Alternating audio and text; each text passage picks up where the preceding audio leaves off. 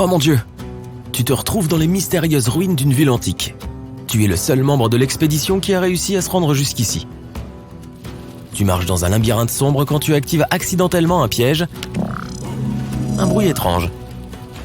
Soudain, un énorme rocher se met à rouler vers toi dans le couloir. Tu cours aussi vite que tu peux en sautant par-dessus les débris. Un dernier saut et... Ouf! Cette pièce ressemble à une salle de trésor. Des pièces d'or et des pierres précieuses sont éparpillées partout. Tu écarquilles les yeux. Il y aurait assez d'argent pour vivre une vie de luxe pendant des décennies. Mais ce ne sont pas les matériaux brillants qui t'intéressent. C'est une vieille lampe qui se trouve dans les décombres. Dès que tu la ramasses, la lampe se met à trembler et un énorme génie en jaillit. Tu ne peux faire qu'un seul vœu. Et oui, un seul, parce que c'est un génie paresseux. Pas de problème, tu demandes tellement d'argent que tu ne pourras jamais tout dépenser. Le génie tape dans ses mains et disparaît. Ping! Une notification sur ton smartphone. Ton compte bancaire a été crédité de 1,00000. Bon sang, ce chiffre ne tient même pas sur l'écran. Tu remontes à la surface et tu sors ton téléphone. Tu vas vérifier qui est l'homme le plus riche du monde désormais. Ah, te voilà en haut de la page. Encore une fois, le nombre se termine par 3 petits points. Il est temps de rentrer chez toi et de commencer à dépenser ton argent. La première chose sur la liste est un billet d'avion. Un espace supplémentaire pour les jambes? Non, pas assez cher. Un siège en première classe? Idem. Ton propre jet alors? Comme ceux qu'un cheikh arabe posséderait. Tu optes pour un énorme Airbus A380 transformé en jet privé. Il y a un escalier en colimaçon, un ascenseur, 4 salles VIP, une salle de concert, un hammam et un parking. Tu appuies sur le bouton payer et ton avion t'attend sur la piste d'atterrissage. Tu vérifies ton compte en banque et le nombre n'a même pas changé. Le génie ne t'a pas menti. En rentrant chez toi, tu te demandes comment dépenser ton argent sans fin. Une voiture? Une maison? Tu as besoin de plus de temps pour y réfléchir. Tu atterris dans ton pays et maintenant tu dois rentrer chez toi. Il n'est pas question de prendre le bus ou le taxi. Tu vas t'acheter une nouvelle Bugatti. Cette voiture est unique en son genre et coûte 18,6 millions de dollars. Ton petit appartement ne te convient plus, tu as besoin de quelque chose de plus grand. Un gratte-ciel. Le gratte-ciel le plus cher du monde est l'Abraj Al Bait en Arabie Saoudite, dont la construction a coûté 16 milliards de dollars. Mais tu dépenses 20 milliards de dollars pour battre le record. La construction a commencé, mais en attendant, tu as besoin d'un endroit pour vivre. Tu achètes un penthouse au 172 Madison Avenue à New York pour 100 millions de dollars. Tu as déjà dépensé 17 milliards de dollars, mais il semble que ton compte bancaire n'ait pas évolué. Tu t'ennuies et tu décides de te divertir en achetant les choses les plus chères du monde. Une montre avec un tas de diamants les plus rares du monde, 55 millions de dollars. Une autre voiture, cette fois une Ferrari old school d'une valeur de 70 millions de dollars. Elle est à toi. Une carte de baseball qui coûte plus de 3 millions de dollars? Pourquoi pas? Une peinture de 450 millions de dollars créée par Leonardo DiCaprio. Oups, par Léonard de Vinci. Dans ton panier aussi. Waouh, ce shopping est tellement épuisant. Il est temps de te détendre. Ce qui veut dire une île privée. 610 millions de dollars, c'est le prix d'une énorme île à Hawaï. Elle a la taille d'une grande ville et maintenant elle est à toi. Tu ne vas pas prendre ton vieil avion pour te rendre sur l'île, tu vas en acheter un nouveau. C'est un Boeing 747, le modèle que les présidents utilisent quand ils ont besoin de se rendre quelque part. 660 millions de dollars et il est tout à toi. Assis dans ton avion de luxe, avec un équipage d'hôtesse de l'air à ton service, tu te sens comme la personne la plus importante du monde. Et tu t'imagines déjà naviguer autour de ta nouvelle île. Mais tu as oublié d'acheter un yacht. Le plus cher du monde est plaqué or. Et abriterait apparemment des os de T-Rex dans la chambre. Il a fallu 3 ans et 10 tonnes d'or massif pour le construire. Et tu l'achètes pour presque 5 milliards de dollars. L'île semble déserte. Il n'y a rien d'autre ici que des plages dorées et une verdure luxuriante. Mais n'es-tu pas l'homme le plus riche du monde? Tu décides de te faire construire un palais. Tu cliques sur un bouton et une réplique du palais de Buckingham à 3 milliards de dollars apparaît sur l'île, et un autre pour tes invités. Maintenant, tu fais le tour de ton île paradisiaque sur ton propre yacht. Mais ton visage n'a pas l'air heureux. Le divertissement pour les riches est plutôt ennuyeux. Tu regardes le ciel et tu penses à voler vers les étoiles. Et tu es là, debout sur la rampe de lancement près de la fusée qui va t'emmener dans l'espace. Tu as payé 52 millions de dollars pour le faire. Mais la station spatiale internationale semble n'être remplie que de laboratoires de recherche. Pas très excitant. C'est pourquoi tu construis une nouvelle station spatiale de 150 milliards de dollars avec beaucoup de choses amusantes et même un spa. Tu as déjà dépensé plus d'argent que toutes les personnes les plus riches de la planète. Mais ton compte bancaire n'a toujours pas changé. Ton imagination s'emballe. Mars. Tu dépenses encore 2,5 milliards de dollars et tu deviens la première personne à poser le pied sur la planète rouge. Du sable rouge, des montagnes escarpées, des cratères. Mais il n'y a rien à faire. Même pour toi, l'homme qui a une quantité d'argent illimitée. Alors tu claques la porte de ta fusée et tu rentres chez toi. Tous tes gratte-ciel sont déjà construits. New York avec ta maison au milieu a l'air très différente maintenant. Tu es allongé dans une chambre géante avec des sols en marbre, des vases chinois anciens et... une fontaine? Ton argent peut tout acheter, mais tu te sens seul. Tu possèdes un autre gratte-ciel construit à côté du tien. Celui-ci est pour tes amis. Et un autre pour ta famille. Et bien sûr, ton chat adoré mérite aussi un penthouse privé. Tu n'as plus d'espace libre. Il est temps de construire ta propre ville. Tu choisis un endroit qui était autrefois un désert brûlant avec rien d'autre que du sable sur des kilomètres. Mais tu paies des trillions de dollars et tu fais construire une ville à partir de rien.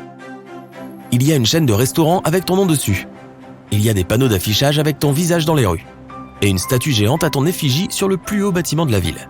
La ville est presque vide. Mais tu traverses ces rues escorté par des agents de sécurité dans des voitures clinquantes.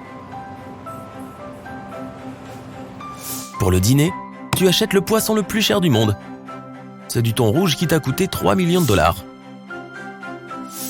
Puis tu décides qu'il est temps de faire un film sur toi-même. Le film le plus cher jamais réalisé a coûté 400 millions de dollars. Tu paies 1 milliard de dollars et tu embauches les acteurs les mieux payés du monde. Mais quand le film est prêt, le seul public qui le regarde, c'est toi. Surtout parce que tu es dans ton cinéma privé. Quand le générique apparaît, tu commences à lancer du popcorn sur l'écran. Tu n'as pas apprécié le spectacle. Tu marches le long d'un couloir avec les tableaux les plus chers du monde. À côté d'eux, tu vois les trouvailles archéologiques les plus rares et... encore une fontaine? Non, ça ne va pas. Tu as dépensé des milliards de dollars, mais tu n'es absolument pas plus heureux. Tu décides de retourner là où tout a commencé. Avec une torche à la main, tu retournes aux anciennes ruines. Il est là le trésor. Tu retrouves la lampe du génie là où tu l'avais laissée. Dès que tu la ramasses, le génie apparaît devant toi. Il se moque de toi parce que tu es tombé dans son piège. Il t'a donné une quantité infinie d'argent pour que cette richesse te rende fou. Mais tu sors ton téléphone et tu appuies sur le bouton « Faire don de tout ». À la seconde même, ton argent est versé sur des comptes d'associations caritatives dans le monde entier. Désormais, les scientifiques ont la possibilité de travailler sur de nouveaux traitements. Les écologistes ont trouvé plus de fonds à utiliser pour sauver notre planète. Et chaque personne sur Terre a maintenant assez de nourriture. Le génie se met en colère parce que tu l'as piégé. Il est sur le point de te frapper avec un éclair. Mais tu prends la lampe et tu y confines le génie pour toujours. Quand tu rentres chez toi et que tu allumes la télévision, tu vois ton visage sur toutes les chaînes. On te prend pour un héros, le sauveur de l'humanité. Tu reçois des milliers de lettres de remerciements de gens que tu as rendus heureux. Tu souris et tu te sens mieux aussi. Apparemment, aider les autres est la meilleure chose que tu puisses faire. Un autre truc complètement dingue m'est arrivé récemment. C'était un dimanche matin et j'ai fait frire des œufs pour le petit déjeuner. Mais quelque chose n'allait vraiment pas. Je n'étais pas sûr si c'était les œufs ou moi. Tu as déjà goûté des œufs au plat, pas vrai? Ils ont normalement le goût de... l'œuf. Mais cette fois, en plus de l'œuf, j'ai pu sentir le goût du citron, du yaourt à la vanille et même du papier. Et ce n'est pas aussi bon que tu pourrais le penser. Le yaourt est bon en lui-même, mais avec les œufs, c'est dégoûtant. Quelle qu'en soit la raison, j'ai décidé que ça ne me dérangeait pas de prendre un thé ce jour-là. Mais dès lors que j'ai essayé, j'ai tout recraché. C'était quoi ça? Une cuillère de poivre noir là? J'avais besoin de boire de l'eau le plus vite possible. J'ai pris un verre et heureusement, c'était juste un verre d'eau ordinaire. J'ai essayé de manger des fraises, mais en plus du goût normal de la fraise, elles avaient un fort goût de piment. Pas la meilleure des combinaisons pour être honnête. Il semblait que quelque chose était arrivé à toute la nourriture de la maison. J'avais aussi un jus d'orange, alors j'en ai bu un verre. Étonnamment, le goût était très bon. Soudain, j'ai eu une idée bizarre. Est-ce que je goûtais les couleurs? C'était tellement dingue et étrange que j'avais besoin de vérifier cette théorie immédiatement. Je l'admets, j'ai léché l'arrière-blanc de mon téléphone portable. Il avait vraiment le goût du yaourt à la vanille, tout comme l'œuf. C'était donc vrai, je pouvais goûter les couleurs qui se mélangeaient avec le goût original de chaque aliment et le bousillais. Je voulais aller chez le médecin, mais même si ce nouveau super-pouvoir était bizarre, c'était quand même un peu excitant. Aussi, je ne pouvais pas attendre de savoir quels étaient les autres goûts. Alors je suis allé dans un supermarché et je me suis acheté un paquet de feutres. Je suis arrivé à la table, j'ai ouvert le jaune et je l'ai léché. Il avait le goût du citron. Alors j'ai léché chacun d'eux et j'ai fait une liste. Le rose avait un goût de fraise, le rouge c'était du chili, l'orange c'était une orange. Le bleu était très amer, le bleu clair était salé et le violet c'était de la myrtille. Le noir était du poivre noir, le beige de la noix de muscade, le gris du papier et le vert avait un goût de vomi. Bilan, je ne mange plus de nourriture verte à partir de maintenant. Pas que cela m'attriste particulièrement qu'on se le dise. Il ne me restait plus qu'une couleur, le marron. J'étais très réticent à essayer, mais il fallait que je trouve une solution. À mon grand soulagement, il avait un goût de café. Je n'aime pas le café, mais ça pourrait être pire. Je savais que je devais aller voir mon médecin, mais j'avais envie de vivre avec ce super pouvoir un peu plus longtemps. Ça ne t'arrive pas tous les jours, tu sais. J'ai donc décidé d'aller chez le médecin le lendemain. Et puis aujourd'hui, il fallait que j'apprenne à vivre avec cette capacité. Je devais éviter de mettre dans ma bouche tout ce qui était noir, gris, bleu et vert. Pas seulement la nourriture, mais aussi la vaisselle et les couverts. Et je devais trouver quels aliments je pouvais manger, car je n'aimais pas les fraises qui avaient le goût de piment. Je suis donc allé au magasin pour acheter des plats transparents.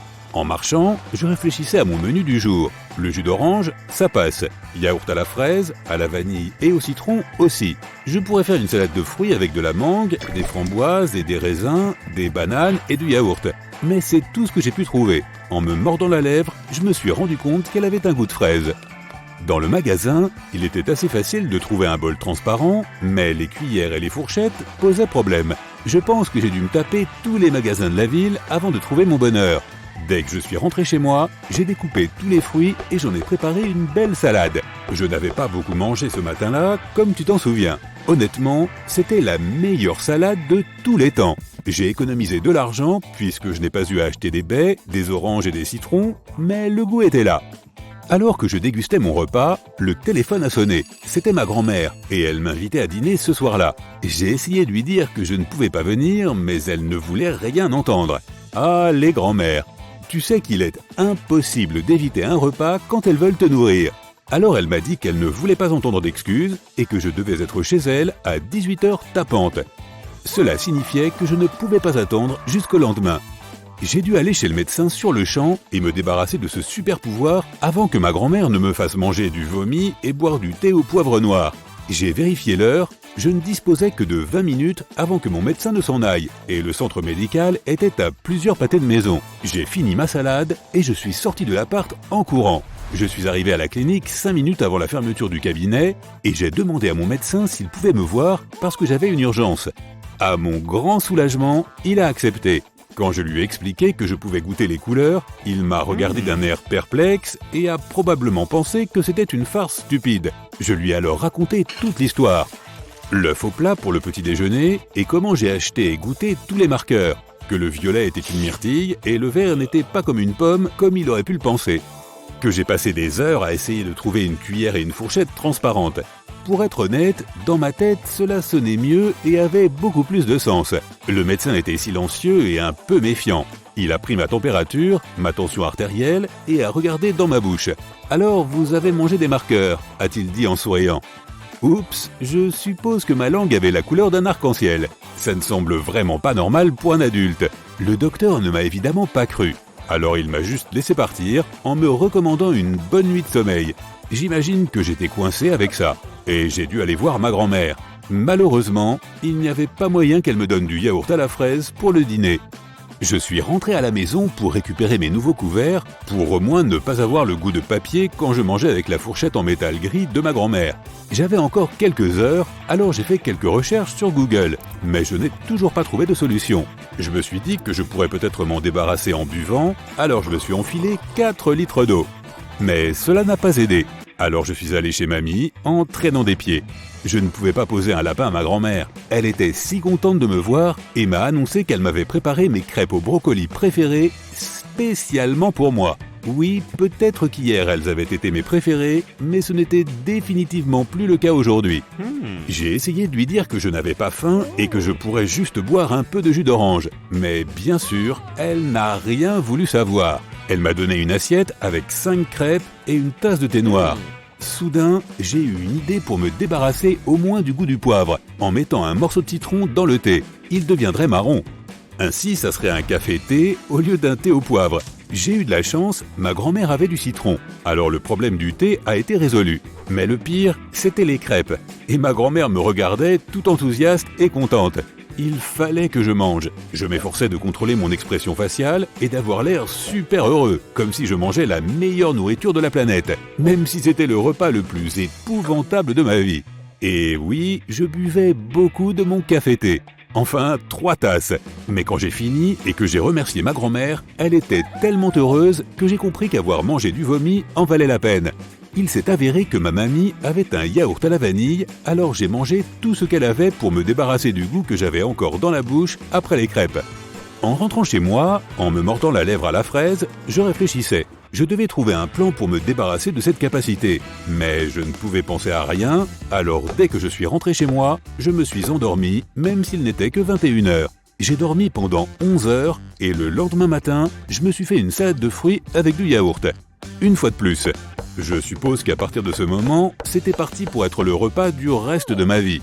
Je le mangeais avec ma fourchette transparente et je regardais une émission de télé quand j'ai soudain réalisé que je ne pouvais pas y percevoir le goût du citron et pas d'orange non plus. Je me suis mordu la lèvre et elle n'avait plus de goût. Avec les mains tremblantes, j'ai ouvert le frigo pour prendre mes fraises. J'en ai mangé une et elle avait le goût d'une fraise normale, pas de piment. Tout était redevenu normal, comme si de rien n'était. Mais je jure que c'est arrivé. Vraiment. Ah, quelle belle journée, n'est-ce pas? C'est vrai, jusqu'à ce que, boum, la gravité disparaisse pendant 1 seconde. Récapitulons les conséquences d'un tel événement de la plus petite à la plus grande. Nous allons commencer par toi. Oui, toi. Si la gravité disparaissait pendant 1 seule seconde, tu ne serais hélas probablement plus. Le problème, c'est que la gravité ne fait pas que te maintenir sur Terre. Elle maintient aussi l'ensemble de tous les atomes qui composent ton corps. Si cette force venait à disparaître complètement, même pendant un laps de temps aussi court, il y a de fortes chances que tu te désintègres tout simplement. Fichtre. Si ce n'est pas le cas, tu te mettras soudain à flotter au-dessus du sol. Mais ne t'inquiète pas, 1 seconde ne suffirait pas pour décoller très loin. Si la gravité cessait de fonctionner seulement pour toi, tu léviterais d'environ 3 cm, puis tu retomberais. Mais tes pensées seraient accaparées par le manque d'oxygène dans tes poumons, car sans gravité, ton sang ne pourrait plus circuler. Mais si le phénomène affecte aussi ton environnement, tu pourras te considérer heureux de ne pas être enfermé chez toi à ce moment-là, car tous les objets qui t'entourent se mettront également à flotter. Et au bout d'1 seconde, tout est couvert, ton lit, tes armoires, etc. viendront s'écraser sur le sol. Heureusement, les immeubles et les arbres resteront probablement en place, étant donné qu'ils sont solidement fixés au sol. Mais tout sera bien chamboulé et ce sera à toi de nettoyer cette pagaille. Eh oui. Au fait, tu sais sans doute que notre planète tourne et fonce dans l'espace à une vitesse vertigineuse. Il y a donc une chance que si la gravité disparaît, l'espace d'1 seconde, tout ce qui se trouve à la surface de la Terre succombe à l'inertie et soit projeté horizontalement à des centaines de kilomètres à l'heure. Le désordre sera alors encore plus important, mais seulement si toute chose conserve sa masse. Si ce n'est pas le cas, il ne devrait y avoir aucun problème. Enfin, peut-être. Mais les vrais problèmes commencent si la gravité disparaît à l'échelle de la planète entière. La force de gravité est égale à la pression à l'intérieur de la Terre, Et si la pression extérieure disparaît, rien n'empêchera la matière en fusion que renferme notre planète de jaillir à la surface. Les plaques tectoniques se soulèveront, ce qui produira un immense tremblement de terre sur l'ensemble du globe. Et tous les volcans du monde entreront probablement en éruption, car la lave sera soumise à une énorme pression. Si une telle méga-éruption survenait, aucune forme de vie ne pourrait survivre, sauf les plus robustes des créatures comme les tardigrades. Des nuages de cendres volcaniques se répandraient sur toute la planète, bloquant la lumière du soleil. Au début, les températures augmenteraient à cause de l'effet de serre, mais très vite, la planète se refroidirait et une nouvelle ère glaciaire commencerait. Sympa, hein ? Tout cela arriverait même si la gravité revenait au bout d'une seconde, car le mouvement serait enclenché, et pas une force ne suffirait à l'arrêter. Au-dessus de toi, l'atmosphère de la Terre s'évaporerait tout simplement. L'air que nous respirons est également maintenu autour de la planète par la force de gravité. Du coup, si elle aussi disparaissait, nous n'aurions plus rien pour remplir nos poumons. Avec le retour de la gravité, l'atmosphère finirait par se reconstituer, mais le mal serait déjà fait. L'air mettrait longtemps à retrouver sa composition d'origine. Pendant ce temps, dans l'espace, la situation serait encore pire. D'après ce que nous savons, tout dans l'univers est maintenu par la gravité, y compris les planètes, les étoiles, les galaxies et même les amas galactiques. À l'échelle cosmique, notre planète n'est qu'un grain de poussière, avec une masse vraiment minuscule. Le Soleil est incroyablement énorme en comparaison. Son diamètre est 109 fois plus étendu et il est 300 000 fois plus massif. Ce qui explique pourquoi sa gravité lui permet de retenir autant de planètes dans son orbite. Et cette force immense vient juste de... pouf ! Même si ça ne dure qu'une seconde, le gaz sous très haute pression à l'intérieur du Soleil provoquerait une explosion qui enverrait vers nous d'énormes ondes de chaleur, plus intenses que tout ce que nous avons connu dans l'histoire. Le Soleil survivrait très probablement parce qu'en une seconde, il n'aurait pas le temps d'enfler de manière excessive. Mais on ne peut pas en dire autant de Mercure, de Vénus, de la Terre, ni sans doute de Mars. Mercure étant la plus proche serait tout simplement incinérée. Les températures sur Vénus sont déjà extrêmement élevées, mais elles augmenteraient encore plus, brûlant sa surface, une bonne chose qu'elle ne soit pas habitée. Contrairement à la Terre, l'onde de chaleur du Soleil balayerait probablement d'abord notre atmosphère, puis détruirait la surface de la planète. À première vue, rien ne pourrait donc survivre, encore une fois. Mais c'est encore loin d'être terminé. Notre Soleil est l'une des étoiles les plus petites de l'univers, la plus grande connue étant environ 1500 fois plus grosse et plus massive. Si une telle géante perdait sa gravité l'espace d'une seconde, tout ce qui l'entoure sur des millions et des millions de kilomètres serait tout simplement désintégré, y compris d'autres étoiles plus petites. Mais les objets qui ont le plus de masse et par conséquent le plus de gravité sont les étoiles à neutrons et les trous noirs. Leur taille est extrêmement réduite pour leur masse. Un peu comme moi. Mais la pression qu'ils renferment est si élevée qu'une perte de gravité, ne serait-ce que pour une fraction de seconde, pourrait entraîner une énorme explosion dans l'espace. Pendant une seconde, ce serait inévitable. Mais personne ne sait vraiment comment fonctionnent les trous noirs. Il y a donc une chance que quelque chose de différent se produise. Ou bien rien du tout. Enfin, à très grande échelle, si la gravité décidait de faire une pause d'une seconde, il ne se passerait étonnamment pas grand-chose. Les planètes conserveraient leur orbite. Bien qu'il y ait une chance que quelques décalages mineurs se produisent, et au niveau des galaxies ou des amas galactiques, on ne remarquerait rien. Les plus grands bouleversements seraient d'ordre local, car comme je l'ai dit plus tôt, les étoiles exploseraient. Et plus l'explosion serait importante, plus elle affecterait les corps célestes avoisinants. Par exemple, si une étoile plutôt grosse envoyait une onde d'énergie en direction de notre système solaire, celle-ci pourrait entraîner des astéroïdes depuis le nuage de Oort. Ces roches spatiales tombent sur la Lune et même sur la Terre assez régulièrement, mais elles sont la plupart du temps relativement petites. Celles qui seraient projetées sur nous par l'explosion d'une étoile pourraient cependant être beaucoup plus grosses et plus dangereuses. Les autres planètes feraient bouclier, mais le risque d'impact serait quand même beaucoup plus élevé que la normale. Mais qui s'en soucierait au fond, nous serions déjà grillés. Évidemment, tout cela n'est que spéculation. Personne ne sait avec certitude ce qui se passerait si la gravité disparaissait soudainement, même pour une seconde. Ce que nous savons en revanche, c'est qu'il est impossible que cela se produise sans que de nombreuses lois de la physique soient enfreintes en même temps. Les scientifiques sont certains qu'une telle disparition est absolument exclue. Pour que cela arrive, tout dans l'univers devrait d'abord perdre sa masse. La masse est en effet la raison pour laquelle la gravité existe. Plus un objet est lourd, plus la gravité est importante. Même toi d'ailleurs, tu as ta gravité. Elle est simplement trop réduite pour que tu la sentes. Mais si tu étais quelques millions de fois plus massif, tu attirerais probablement l'attention de tout le monde. Et tu brillerais enfin comme une étoile. Au moment où la Terre sera coupée en deux moitiés, la quasi-totalité des êtres vivants disparaîtront. Aucun film n'a jamais décrit une telle apocalypse. L'atmosphère sera touchée, le champ magnétique modifié et l'aspect de notre planète complètement transformé. Mais la Terre aura l'occasion de se renouveler entièrement et la vie, tel un phénix, renaîtra de ses cendres.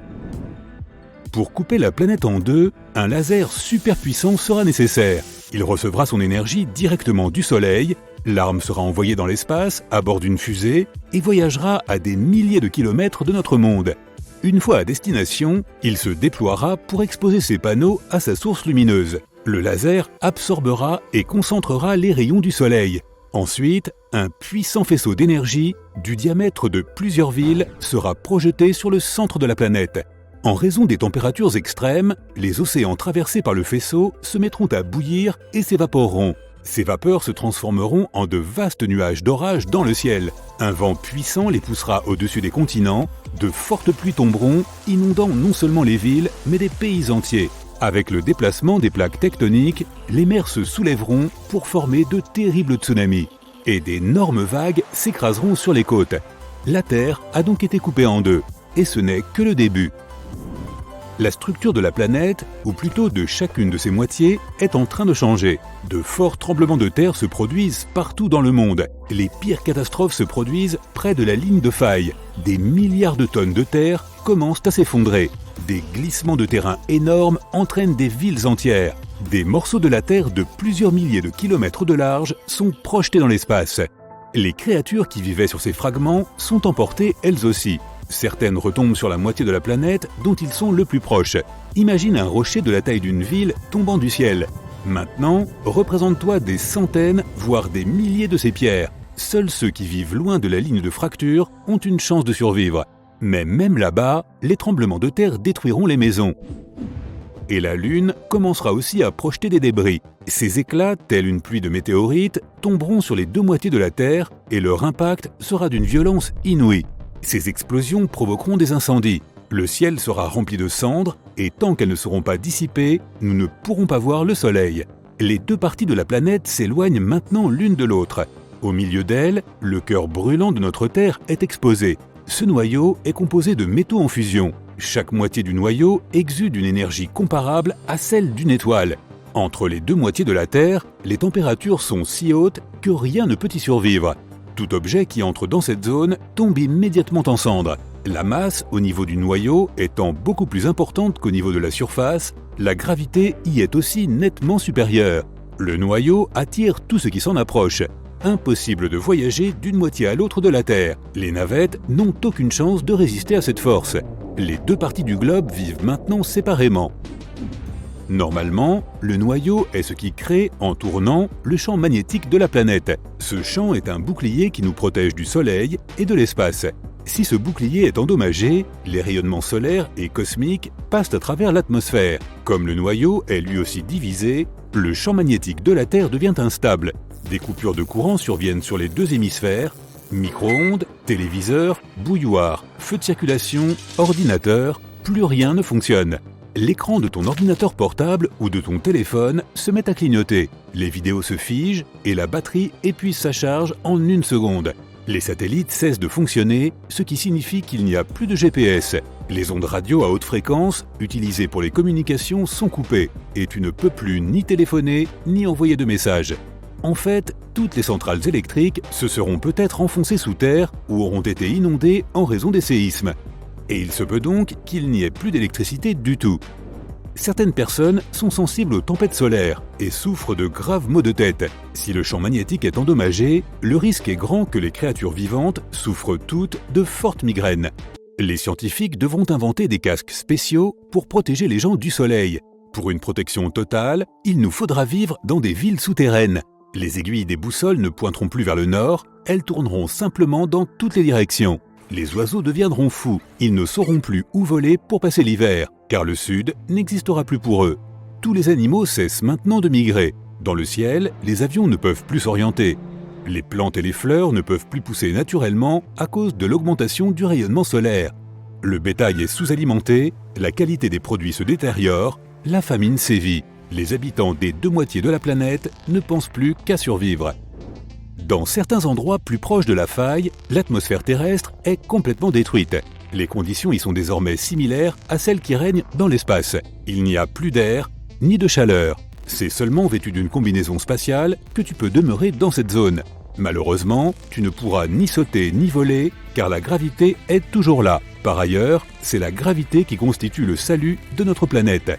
En raison de la gravité, les deux parties de la Terre ne seront pas précipitées l'une sur l'autre. Au contraire, elles se tourneront autour et commenceront à se rapprocher. Dans 100 000 ans, les deux parties de la planète se reconnecteront et la Terre sera complètement renouvelée. Comme le noyau est fait de métal fondu, il formera à nouveau un seul cœur. Mais il faudra beaucoup plus de temps pour que la croûte terrestre elle-même se ressoude complètement.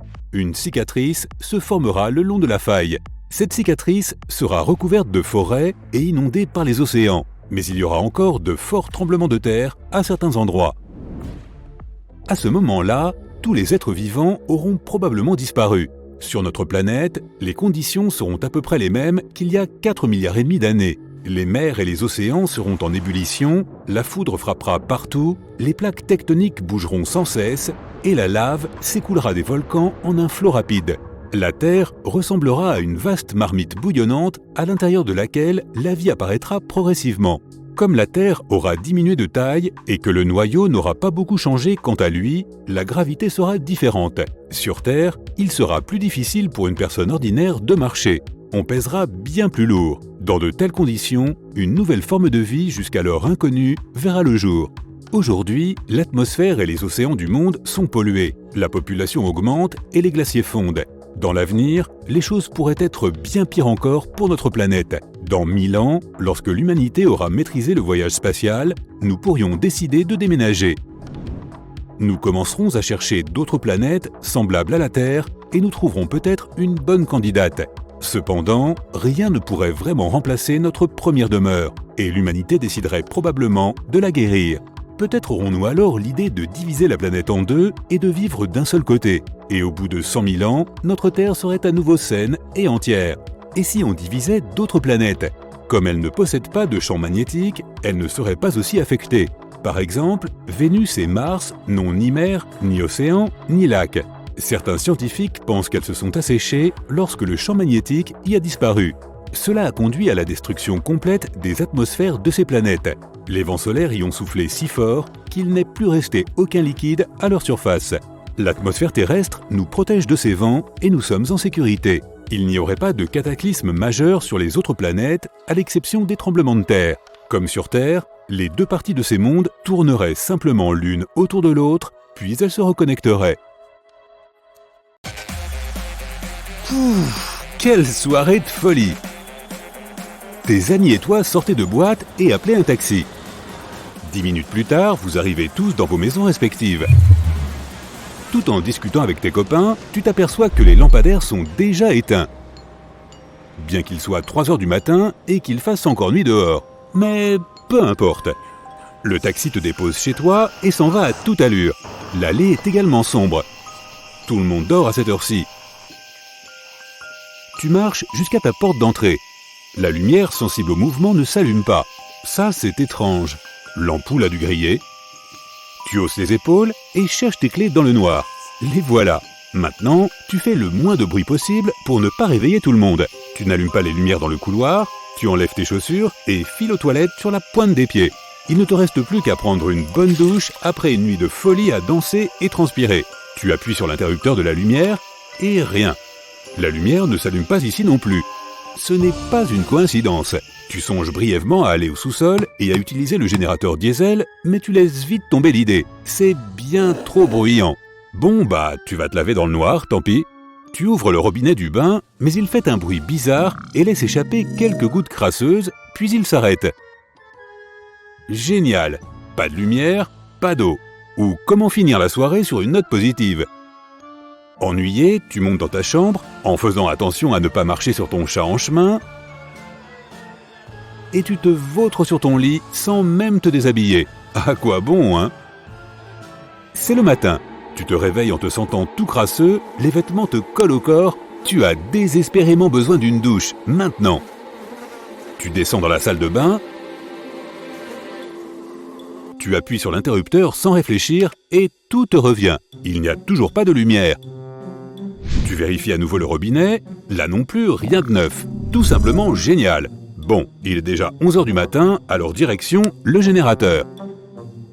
Tu vas au sous-sol et tu verses du carburant dans le réservoir, puis tu l'allumes. Il commence à faire beaucoup de bruit, mais au moins il fonctionne. Cela signifie que tu as de l'électricité maintenant. En remontant, tu vois que ta mère est réveillée. Tu lui expliques ce qui se passe et tu sors au magasin du coin pour aller chercher de l'eau en bouteille. Sur le chemin, tu croises un de tes voisins. Il porte un bidon d'eau de 4 litres dans chaque main. Très vite, tu réalises que tout le monde semble avoir le même problème. Pas de lumière, pas d'eau. Tu vois même de loin une longue file à l'entrée du magasin. Tu dois attendre 20 minutes avant ton tour et tu prends 2 bidons de 4 litres.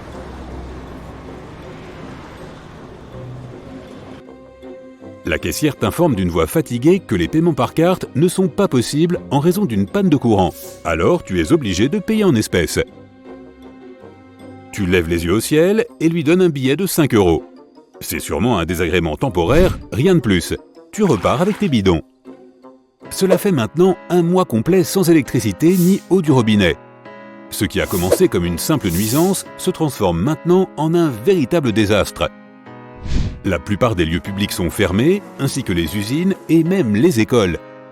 La télévision ne fonctionne pas non plus, évidemment, et beaucoup de gens sont au chômage. Tu as dû abandonner tes études pour aider tes parents dans le jardin. Ils font pousser leurs propres légumes. Mais ce qui t'inquiète vraiment, c'est qu'il n'y a toujours pas eu d'annonce officielle de ce qui se passe. Les gens commencent à se rassembler en communautés proches pour s'entraider. Beaucoup de ceux dont le travail était lié aux ordinateurs et aux machines apprennent maintenant à survivre par eux-mêmes, sans les commodités modernes. Mais même les agriculteurs ont eu du mal. Ils essaient d'utiliser les machines avec parcimonie en économisant le carburant, et leur travail est devenu de plus en plus difficile. L'eau en bouteille devient aussi un luxe. Les prix ont grimpé en flèche ces dernières semaines, et si la situation ne s'améliore pas rapidement, seule une minorité de personnes triées sur le volet aura accès à de l'eau propre. À la maison, tu n'allumes le générateur diesel que lorsque c'est nécessaire, pour cuisiner ou faire un nettoyage rapide une fois tous les quelques jours. Le reste du temps, tu n'utilises pas du tout d'électricité. Tu commences à t'habituer à te réveiller à l'aube pour profiter au maximum de la lumière du soleil pendant la journée. Quand le soleil se couche, impossible de faire quoi que ce soit dans l'obscurité. Alors soit tu files dormir après une dure journée de travail, soit tu allumes une bougie et tu lis un bon vieux livre. La moitié d'une année s'est écoulée, rien ne change. On ne sait toujours pas ce qui a causé la panne, et les gens qui sont partis en expédition dans d'autres villes reviennent avec les mêmes nouvelles de partout. Le problème semble être mondial. En vous habituant à votre nouveau mode de vie, toi et tes parents avez réorganisé votre foyer. Vous avez quelques vaches et plusieurs poules pour le lait et les œufs. Et votre jardin est maintenant un vrai jardin avec des concombres, des pommes de terre, des tomates et même des pommes qui poussent sous votre surveillance. Mais obtenir de l'eau pour boire et jardiner est une véritable épreuve. L'eau en bouteille est devenue trop rare et extrêmement chère, si bien que tu dois maintenant aller à la rivière à 10 km de là. Au début, tu t'y rendais en voiture en prenant autant de bouteilles et de bidons que possible. Mais au bout de quelques mois, tu es arrivé à court d'essence. Alors maintenant, toi et ton père, faites l'aller-retour à pied. Au moins, vous disposez d'un chariot, ce qui vous permet de transporter plus que vous ne le feriez à main nue. Mais le voyage dure quand même la plus grande partie de la journée. La ville est devenue une communauté très amicale et solidaire. Les voisins s'entraident tout le temps et il est devenu courant d'organiser des barbecues avec tout le quartier. Chacun apporte sa propre nourriture pour contribuer et ceux qui ne sont pas encore habitués à la vie naturelle ramènent chez eux quelques marchandises pour se remplir le ventre pendant plusieurs jours. Bien que tu vives à la périphérie, presque à la campagne, il est encore curieux de constater à quel point le calme règne sans les voitures qui passent. Pourtant, un autre son a remplacé les moteurs, des sabots qui retentissent le long de la route. De plus en plus de gens montent à nouveau à cheval pour se déplacer. La ville elle-même est devenue presque vide. Les gens quittent leurs appartements pour aller vivre à la campagne et beaucoup d'entre eux doivent s'unir en groupes soudés pour survivre sur les parcelles de terre qu'ils se sont procurées. Les meilleurs points d'eau se trouvent bien évidemment sur les rives de la rivière. C'est là que la plupart des citadins se sont concentrés. Certains ont essayé d'organiser des comptoirs et de vendre l'eau de la rivière, mais ils ont vite été mis à mal. Le libre accès à l'eau a été donné à tout le monde. C'est l'anniversaire de ta mère aujourd'hui. Papa et toi avez échangé de la viande et des légumes contre un joli bouquet de roses blanches et de quelques fraises, ses préférées. C'est la 4e fois que tu fêtes ton anniversaire dans ce nouveau monde. Cela fait 4 ans et demi que tu vis de la terre et les choses se présentent mieux que jamais. Ton père a parlé à la communauté et aux anciens habitants de la ville au bord de la rivière et ils ont accepté de participer à la construction d'un système d'irrigation. Vous avez creusé 3 canaux qui ont permis d'arroser les cultures de tout le monde et qui retournent ensuite au cours d'eau principal. Maintenant, plus besoin de parcourir 20 km tous les 2 ou 3 jours. De plus, les gens du quartier ont organisé des cultures communes et vous travaillez sur votre parcelle tous les jours, semant, labourant et récoltant.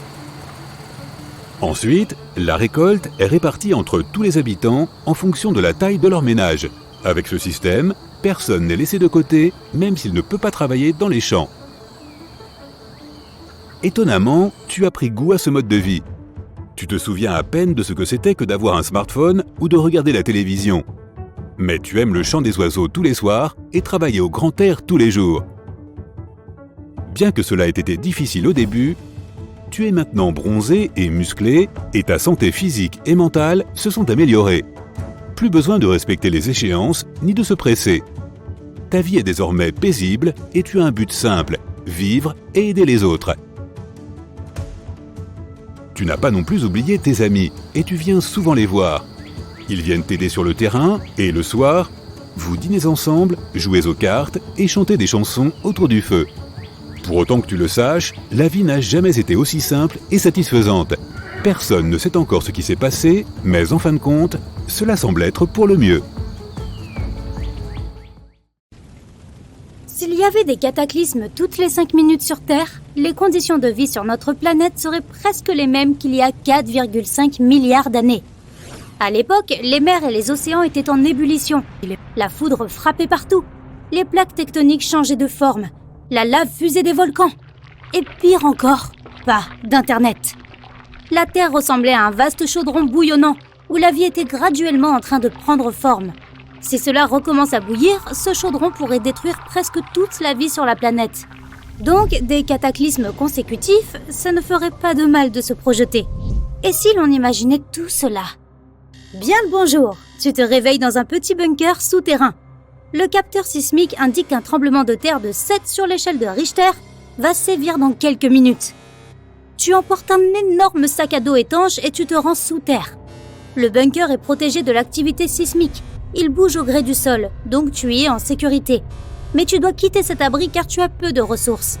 De plus, tu as capté un signal radio hier, te disant que tous les survivants étaient partis immédiatement au sud. Les coordonnées qu'ils ont fournies ne sont pas très éloignées des tiennes. Tu dois te dépêcher avant que le paysage ne change de nouveau. Tu ouvres la trappe et tu te retrouves au milieu du désert. Le soleil est presque invisible derrière ce ciel gris épais. Le sol tremble, mais tu n'as pas peur. Il n'y a plus de maison ni de construction. Rien ne te tombe dessus. Tu gardes parfaitement ton équilibre et le tremblement de terre ne t'effraie pas outre mesure. C'est comme sauter sur un trampoline. Le seul danger, ce sont les gouffres béants dans le sol, mais tu peux facilement sauter par-dessus. Après ce réveil extrêmement matinal, tu décides de prendre ton petit déjeuner. Tu sors une boîte de conserve de ton sac à dos. Tu as quelques minutes avant le prochain désastre. Donc, tu manges et tu te souviens de ton grand-père qui te racontait comment tout avait commencé.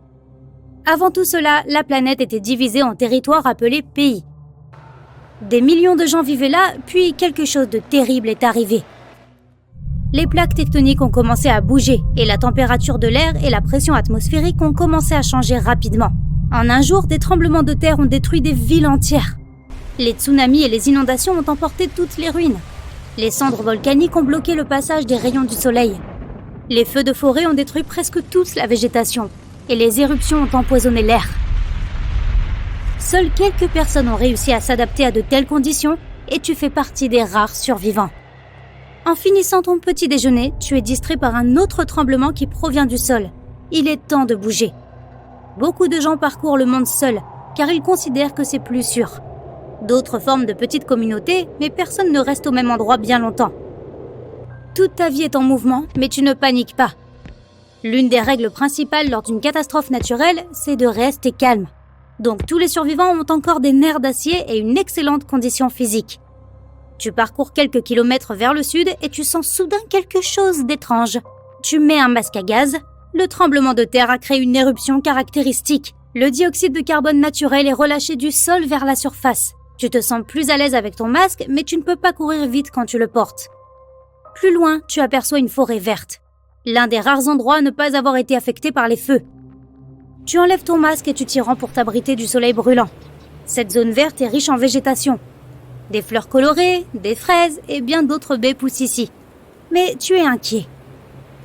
Une terre si fertile est souvent près des volcans. Il crache du magma riche en vitamines et minéraux. Donc la végétation pousse. Tu peux voir une montagne haute au loin. C'est le volcan. Une poussée souterraine se fait à nouveau sentir et provoque une éruption. Tu récoltes des fraises et tu t'enfuis aussi vite que possible. La lave sort de la gueule du volcan et provoque un feu de forêt.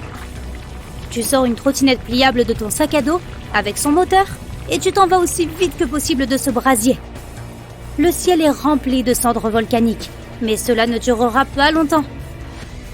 Le vent devient de plus en plus fort à chaque seconde. Tu te rends compte qu'un ouragan arrive droit sur toi. Tu prends une petite pelle et tu creuses un trou dans le sol. Ce dernier est sec, mais tu as suffisamment de force pour creuser une petite tranchée en quelques minutes. Tu plonges dans l'abri de fortune et tu te protèges à l'aide d'une tente. L'ouragan souffle les cendres volcaniques dans différentes directions et l'air devient alors plus clair. Mais le feu ne cesse pas. Le vent le répand à travers la forêt. Tu sors du ravin et tu remets ton masque à gaz. Il y a beaucoup de fumée autour et il y fait incroyablement chaud. Tu sais que l'ouragan n'a pas pu arriver sans raison. Il se forme quand de l'air chaud et humide se heurte à la surface de la mer et il s'élève alors dans les airs. Donc il y a de l'eau par là. Génial, car tu as soif et tu veux te rafraîchir. Un son tonitruant se met à rugir derrière toi. Tu te retournes, une vague d'eau gigantesque s'approche du feu. Sans paniquer, tu tires ton gilet de sauvetage de ton sac à dos, tu retires ton masque à gaz et tu mets un masque de plongée et des palmes. La vague t'emporte, mais tu ne te noies pas. Avec le temps, tu as appris à très bien nager. Tu t'accroches à un arbre qui passe par là et tu attends patiemment que l'inondation soit remplacée par un autre désastre naturel. Durant 5 minutes, tu navigues sous un ciel orageux et sombre, d'où les éclairs jaillissent plusieurs fois. Malgré les vagues, tu tentes de te diriger vers le sud. Il fait plutôt froid. Tu aperçois enfin la rive, mais ce n'est pas de la terre, c'est de la glace. Un vent fort a amené un cyclone très froid, qui a provoqué un changement brutal de température. C'est comme si tu étais en Antarctique. La neige et le blizzard t'entourent, il fait extrêmement froid. Mais tu prends une couverture isolante fabriquée en aluminium et tu marches lentement vers le sud. Sous tes vêtements, tu as mis du papier chiffonné, du papier à bulles, des morceaux de coton. Tout cela pour garder ton corps au chaud. Sur la route, tu récupères quelques bouteilles de neige pour la faire fondre plus tard. Des stalactites se forment sur ton visage et tu n'y vois plus rien à cause de la tempête de neige. Soudainement, la neige commence à s'effondrer sous ton poids. La glace fond et se transforme en eau. Un courant d'air chaud souffle sur ton visage. Tu te retrouves sur le sol dur et sec. Tu regardes le ciel, puis ta montre. 5 minutes ont passé et le ciel est à nouveau couvert de nuages sombres. Tu prends une assiette de métal dans ton sac à dos et tu te couvres la tête avec. Quelques secondes plus tard, tu es en proie à la pluie battante et à la grêle. D'énormes boules de neige viennent s'écraser contre ton bouclier de métal. Mais tu gardes ton calme et tu as même le sourire. Le sol devient mouillé et instable à cause des roches glacées. Quand la grêle se termine enfin, tu retires tous les matériaux isolants de sous tes vêtements et tu les caches dans ton sac à dos. Puis tu sors de longues tiges d'acier. Elles sont entourées de fils de cuivre. Tu les connectes les unes aux autres en faisant ainsi une longue antenne. Tu la plantes dans le sol et tu t'en vas. Après la grêle et la pluie, c'est la foudre qui frappe le sol. Plus précisément, elle s'abat sur le paratonnerre que tu viens de construire. Tu attends que la tempête s'en aille, puis tu reprends ton attirail et tu le ranges dans ton sac. Une chaleur intense t'entoure. Tu bois de la neige fondue et tu marches à travers le désert. La terre tremble et ton aventure reprend. Les tremblements de terre, le dioxyde de carbone, les feux, les inondations, les chutes de neige, les tsunamis, les éclairs. Encore, et encore, et encore. À l'aide d'une boussole, tu poursuis ton voyage et tu atteins enfin ta destination quelques mois plus tard. Tu vois une longue antenne qui sort du sol. C'est le repère indiquant que tu entres dans une ville souterraine. La ville est composée de douzaines de bunkers reliés les uns aux autres par des tunnels. Les murs de la ville ne permettent pas aux radiations de passer au travers et ils sont résistants aux tremblements de terre. Les gens ont appris à tirer l'énergie du sol. Le noyau de la terre fournit de la chaleur. Elle permet de faire bouillir l'eau, donc de créer de la vapeur. Et l'électricité est créée dans des stations spécifiques. Les gens prennent de l'eau dans des rivières et des lacs souterrains. Au lieu du soleil, des lampes à ultraviolets sont installées partout, ce qui fournit suffisamment de lumière aux gens et aux plantes. Les catastrophes naturelles ont lieu toutes les 5 minutes sur Terre, mais l'humanité a encore beaucoup de place en sous-sol. Coucou toi, je m'appelle Energizer, non, Agregator, non, attends, je vais me ressaisir et me souvenir correctement de mon nom. Ebenezer, ouais, c'est comme ça que mes parents m'ont appelé. Je n'ai rien de spécial si ce n'est que je viens de naître il y a 1 an seulement. Ma mère est une belle femme, elle a la quarantaine, juste l'âge d'avoir des seniors comme moi. Mon père est un homme grand et gentil qui écoute mon blabla avec un tendre sourire sur son visage barbu. J'ai vu leurs photos d'époque et mon père était chauve. Mais maintenant, ses cheveux sont si épais que les mains de maman s'y perdent. Il n'arrête pas de me dire que je serai un bon garçon quand je serai jeune. Je les aime tellement. Bon, je suis fatigué maintenant, j'ai besoin de dormir de nouveau. Ebenezer, terminé. Ça fait un moment que je n'ai pas enregistré quelque chose ici. J'ai 10 ans maintenant et c'est un super moment pour être en vie, tu sais. Je vais à l'école et j'ai beaucoup d'amis là-bas. C'est trop cool d'étudier. Et pendant les pauses, on joue au bridge. J'adore les maths et la littérature. Il faut vraiment se creuser la tête pour comprendre ces chiffres et analyser les livres. Ah, je lis beaucoup aussi, donc je suis le meilleur de ma classe. Mais je ne supporte pas le sport. Mes articulations n'arrivent pas à suivre et c'est très difficile. Billy est doué à ça. Il dit qu'il va devenir un athlète quand il sera jeune, et à en juger par son physique, je le crois. Ok, la récréation est terminée. Il est temps de retourner à mes études. Ebenezer, terminé. J'ai 20 ans, et la vie devient de plus en plus belle. Je viens d'obtenir mon diplôme universitaire. Je suis officiellement titulaire d'une maîtrise en sciences, et je pense devenir médecin, mais je ne suis pas sûr que mes parents s'en sortiront sans moi. Ils sont déjà trop jeunes maintenant, et j'ai peur qu'ils aient des problèmes si je ne suis pas là. Une fois, papa est allé à une soirée et il n'est pas revenu pendant 3 jours. Maman s'est inquiétée, elle lui a donné une énorme gifle quand il est enfin arrivé. Mais ils se sont vite réconciliés. La jeunesse passionnée, tu sais. Je détestais le sport à l'école, mais j'adore ça maintenant. Dès que j'en ai l'occasion, je vais courir dans le parc du coin et j'ai même demandé à mes parents de m'offrir un abonnement à la salle de sport pour mon anniversaire. C'est tellement bon de sentir ces vieux os craquer de moins en moins chaque jour. D'ailleurs, je dois aller courir à nouveau maintenant. On se revoit dans 10 ans, je suppose. Ebenezer, terminé. Et tu sais à quel point c'est pénible de s'occuper de 2 septuagénaires ? Tout ce qu'ils veulent faire, c'est organiser des fêtes bruyantes à la maison, faire des soirées pyjama tous les week-ends et se disputer entre eux pour des choses insignifiantes. Chaque fois que je quitte la maison pour aller travailler, je suis terrifié par ce que je vais trouver au retour. Une fois, je suis rentré à la maison et je n'ai même pas pu ouvrir la porte d'entrée parce qu'un de leurs amis avait décidé de faire une sieste sur le porche. Et chaque fois que j'essaie d'aborder ce sujet avec maman ou papa, ils me réprimandent pour mon insensibilité. Insensible. Ils disent qu'ils m'ont élevé pour être quelqu'un de bien et qu'ils méritent de s'amuser comme des fous après tant d'années de dur labeur. D'accord, je capitule. La seule personne qui me comprenne est Felicity.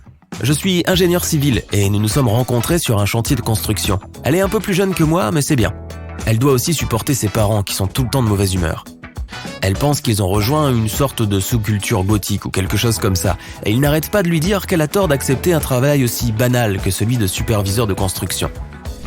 Lorsque nous avons commencé à nous fréquenter, nous avons décidé de laisser un peu d'espace à nos parents, si bien que nous partons souvent en vacances ensemble pendant qu'ils démolissent nos maisons. Oh, la voilà qui arrive. Il est temps pour moi de partir alors.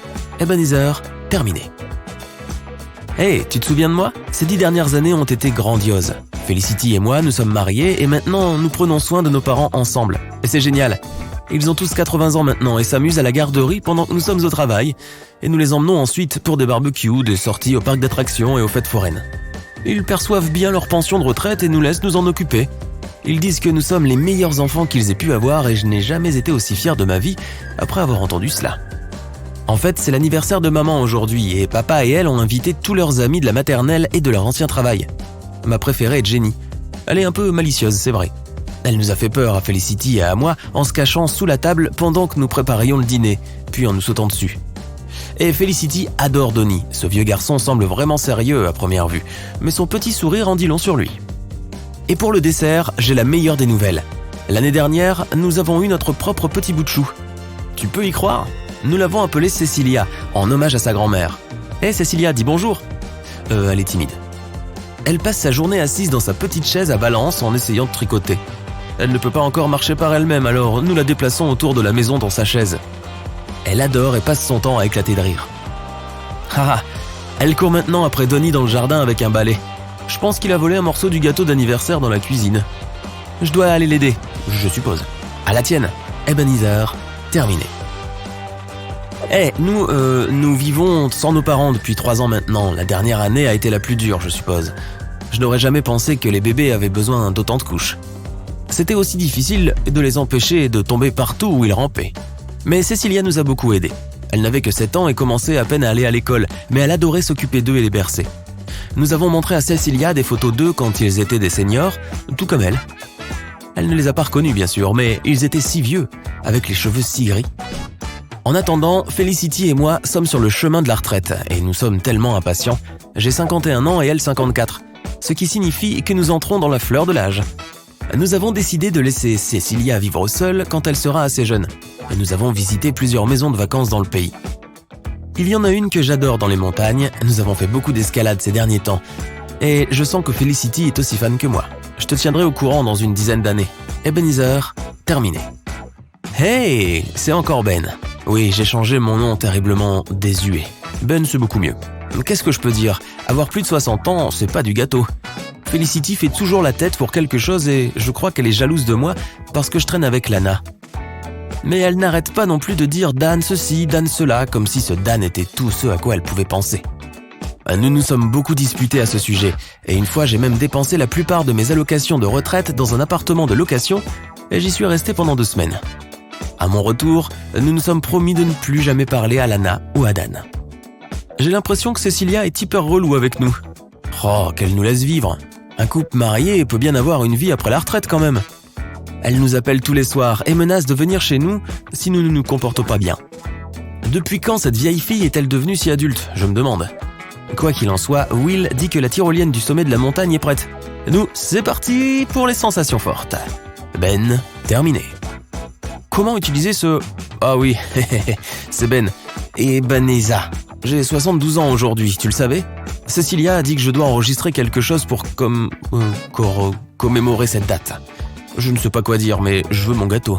Cecilia, où est mon gâteau ? Eh bien bonjour, c'est Franklin qui parle. Mon grand-père, Ebenezer, a laissé cet appareil pour la postérité. Ce que je suis en quelque sorte, je suppose. Il a 84 ans maintenant et il reste essentiellement allongé dans son berceau, mais maman me raconte beaucoup d'histoires sur lui et sa grand-mère. Je pense que je vais reprendre sa tradition et laisser son héritage vivre. Oups, le petit Benny a cradossé sa couche. Il faut que j'y aille maintenant. Franklin, terminé. Et si le fait d'appuyer sur une seule touche pouvait changer ta vie pour toujours et la rendre beaucoup plus facile ? Si nous étions dans Minecraft, tout serait possible. Trop de boulot, trop d'échéances, les cours sont ennuyeux et tu ne peux plus continuer comme ça ? Change ton mode de vie pour un mode un peu moins stressant. Appuie simplement sur Échappe. Ajuste ta difficulté de vie en choisissant paisible, facile, normal ou même difficile pour ceux qui aiment les challenges. Si ton professeur est aussi hostile qu'un creeper pixelisé en vert et blanc, choisis le mode paisible. Les monstres ne s'y reproduisent pas. Ou achète-toi un chat. Les creepers sont terrifiés quand ils en voient un, même si ton animal a l'air un peu cubique. Une autre bonne nouvelle si ta vie est en mode paisible, tu n'as même pas besoin de manger, ce qui pourrait te faire économiser une tonne d'argent. Quant à ton apparence, plus de soucis d'acné. Maintenant que tu es pixelisé, personne ne le remarquera jamais. Tu es le même tous les jours. Ta coupe de cheveux, même si tu la détestes et que tu ne peux pas voir tes cheveux pousser, ne change jamais, sauf si tu changes de skin. Tu ne peux pas grossir ni maigrir.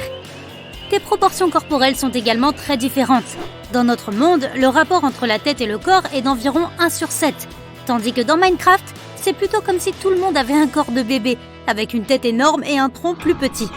Tu n'aurais pas de doigts, donc si tu avais le corps de Minecraft dans la vie réelle, tu ne serais probablement pas très adroit de tes mains.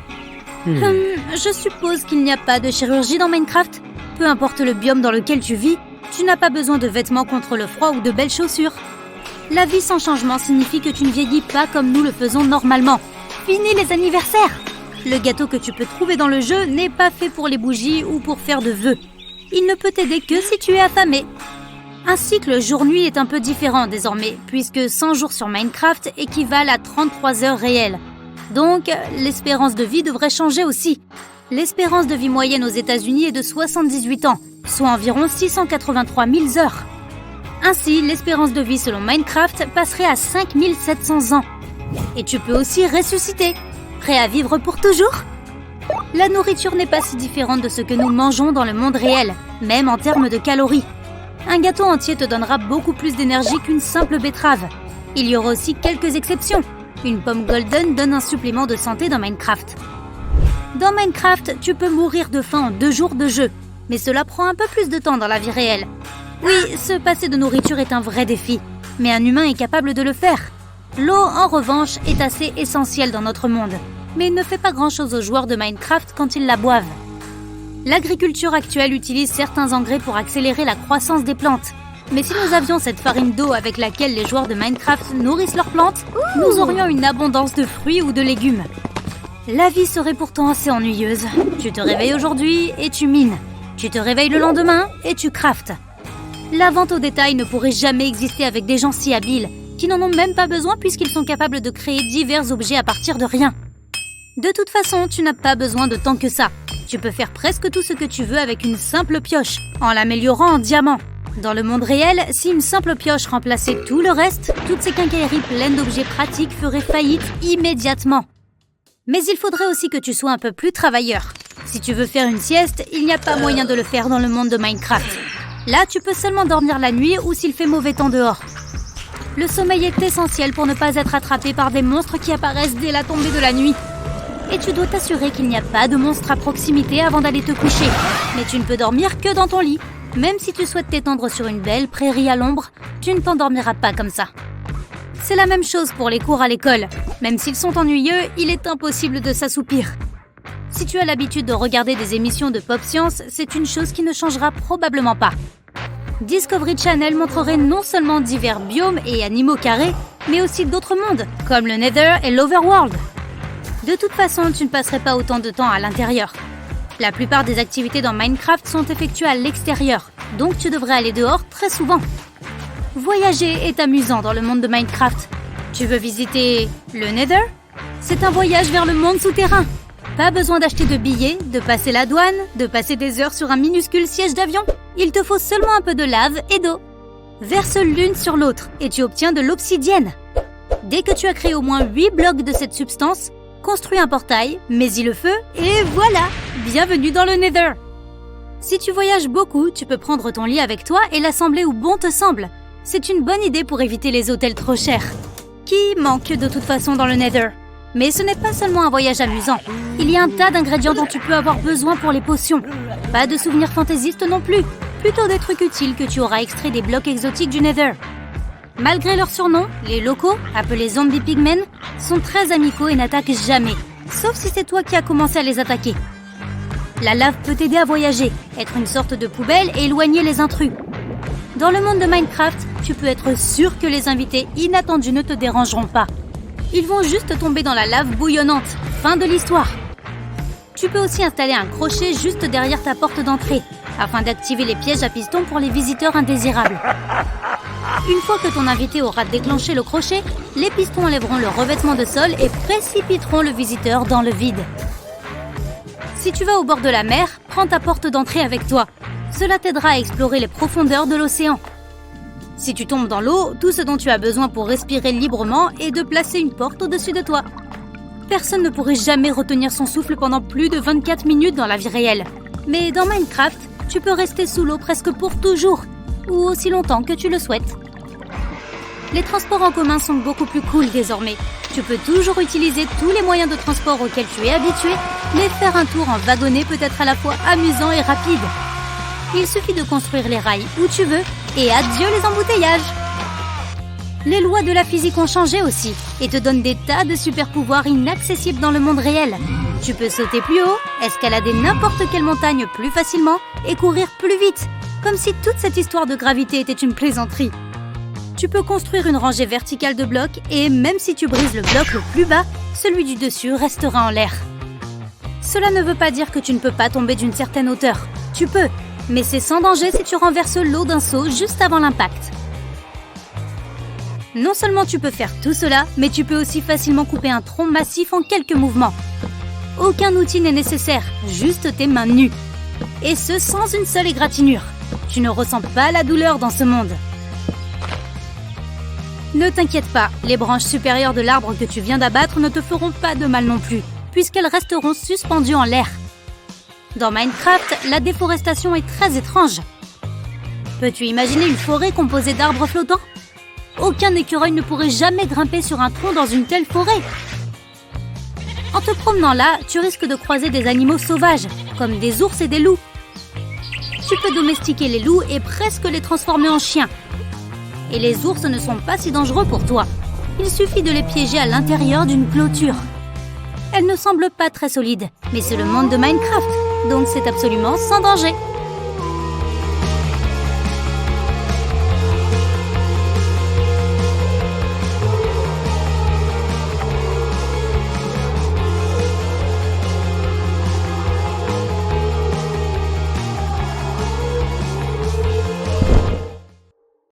Saperlipopette, il ne te reste plus que 5 minutes. Le moment le plus important de ta carrière arrive. Tu transpires à grosses gouttes dans ce costume, mais il est trop tard pour faire demi-tour maintenant. Tu es à une conférence technologique internationale avec les plus célèbres scientifiques, ingénieurs, programmeurs, économistes et tout un tas d'autres personnalités importantes de ce monde. Les développeurs d'intelligence artificielle ont fait une découverte qui pourrait changer le monde à jamais. Et dans 4 minutes, il y aura une démonstration publique de cette révélation. Tu es ici en tant qu'interprète, tu dois traduire tous ces trucs scientifiques en plusieurs langues. Tu as aimé apprendre des langues toute ta vie. Au début, c'était les films et les séries sous-titrées, les livres, les bandes dessinées. Puis tu as commencé à étudier plus sérieusement. Tes parents t'ont emmené partout dans le monde pour observer les différentes cultures. Et quand tu as découvert qu'il y avait environ 7000 langues sur notre planète, tu as décidé de passer ta vie à les apprendre. Enfin, certaines d'entre elles. Des universités prestigieuses, des études supérieures, la vie dans différents pays, l'étude de l'histoire des langues anciennes, tout cela a fait de toi le meilleur interprète et expert en langue du monde. Et maintenant, tu es un peu nerveux, car tu dois traduire ce sommet en 7 langues différentes. La conférence démarre. Les scientifiques commencent à parler de l'évolution de l'IA. Non, elle ne va pas envahir la planète, au contraire, elle va faciliter la vie des gens. Pour une raison ou pour une autre, tu as un mauvais pressentiment à ce sujet. Le développeur principal divulgue la grande nouvelle, un nouveau langage a été créé pour que le monde entier puisse l'utiliser. La langue est simple à apprendre. L'algorithme de traduction de l'IA permet de se souvenir facilement des mots, de la grammaire. En gros, il n'y aura plus de problème de communication. Pour rendre son apprentissage encore plus facile, les scientifiques ont créé une application qui peut traduire tout type de discours dans la nouvelle langue.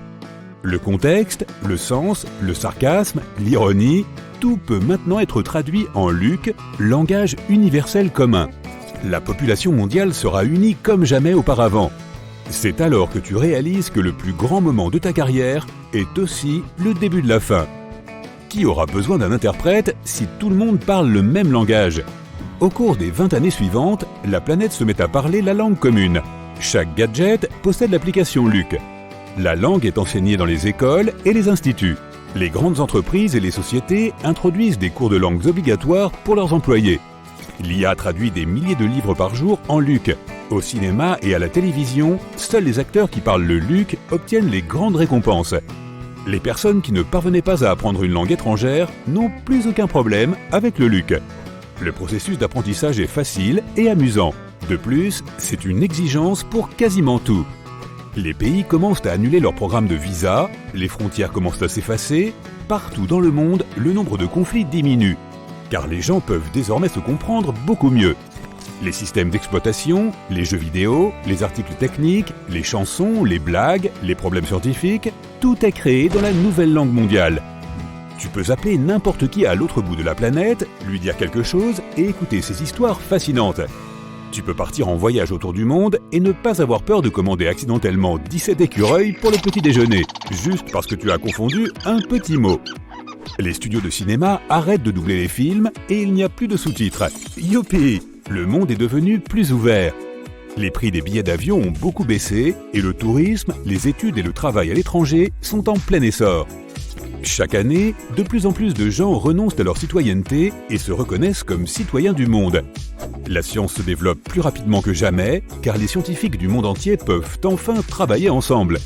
Et l'étude des langues étrangères appartient au passé.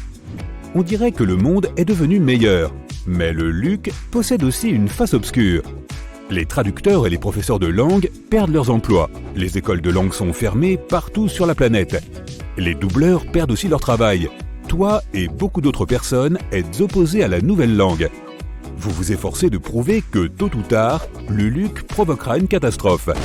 Pendant que le monde entier communique dans la nouvelle langue, les scientifiques terminent leur première étude internationale de l'esprit humain.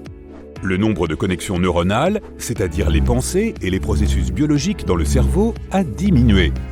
Les scientifiques ont étudié des centaines de milliers de personnes réparties en 3 groupes.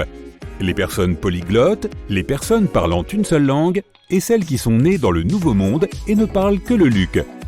Les études montrent que le cerveau humain a cessé de fonctionner comme avant. Avant, les gens essayaient de comprendre les langues étrangères, de les parler et de les traduire en entraînant leur esprit. Désormais, les parties du cerveau qui sont responsables de cela ont cessé de fonctionner. Même si tu n'avais jamais appris de langue étrangère, tu avais toujours l'habitude de voir et d'entendre des mots que tu ne comprenais pas. Et ton cerveau essayait au moins de traiter les informations. Maintenant, nos cerveaux se sont détendus. Certains disent « S'il n'y a pas d'autre langue, quelle différence cela fait-il » Qui se soucie d'un cerveau détendu? Mais ce n'est pas tout. Le cerveau humain est devenu moins bon pour analyser les informations, se souvenir et trouver des moyens astucieux de se sortir de situations difficiles. Il est difficile pour les gens d'apprendre de nouvelles connaissances, le vocabulaire des gens finit par devenir de plus en plus pauvre. Parfois, les gens ne savent même pas exprimer ce qu'ils ont en tête. Le QI moyen commence à baisser. Apprendre les langues du passé devient presque impossible. Certains sont inquiets pour l'avenir. Les gens pourraient oublier leur histoire. Les changements dans le cerveau humain sont une chose, mais oublier notre passé pourrait être vraiment dangereux. Chaque langue est liée à sa géographie et à sa propre histoire. Mais surtout, la langue apporte une diversité culturelle à la vie quotidienne. Par exemple, il y a beaucoup plus de mots pour décrire la neige dans les pays froids, plus de nuances de vert dans les pays tropicaux, etc., etc. Avec le LUC, ces petits détails qui rendent les cultures différentes disparaissent en quelque sorte. La plupart des gens aiment maintenant la même musique, regardent les mêmes films. Les gens commencent à se désintéresser de tout. Imagine que tu as économisé de l'argent pendant 6 mois pour t'envoler à l'autre bout du monde. Tu arrives là-bas et tout le monde parle et agit comme tes voisins. Ils regardent les mêmes émissions et suivent les mêmes influenceurs que toi. Désormais, tu ne pourras plus déterminer où une personne a grandi grâce à son accent. Les gens parlent avec la même intonation, utilisent la même structure de phrase et les mêmes mots. La communication devient ennuyeuse. Pour mieux exprimer tes émotions, tu utilises les gestes et le langage corporel. 2 personnes qui se disputent commencent à ressembler à 2 fous. Ils tremblent, se trémoussent, s'agitent. Mais le pire, c'est que les gens commencent à perdre leur sens de l'humour. Comme il y a moins de vocabulaire, il y a moins de raisonnement. Il devient difficile de réfléchir et encore plus de parler. Les rêves deviennent ennuyeux et la poésie et les paroles des chansons commencent toutes à se ressembler. Oui, la vie est devenue beaucoup plus facile. Et alors?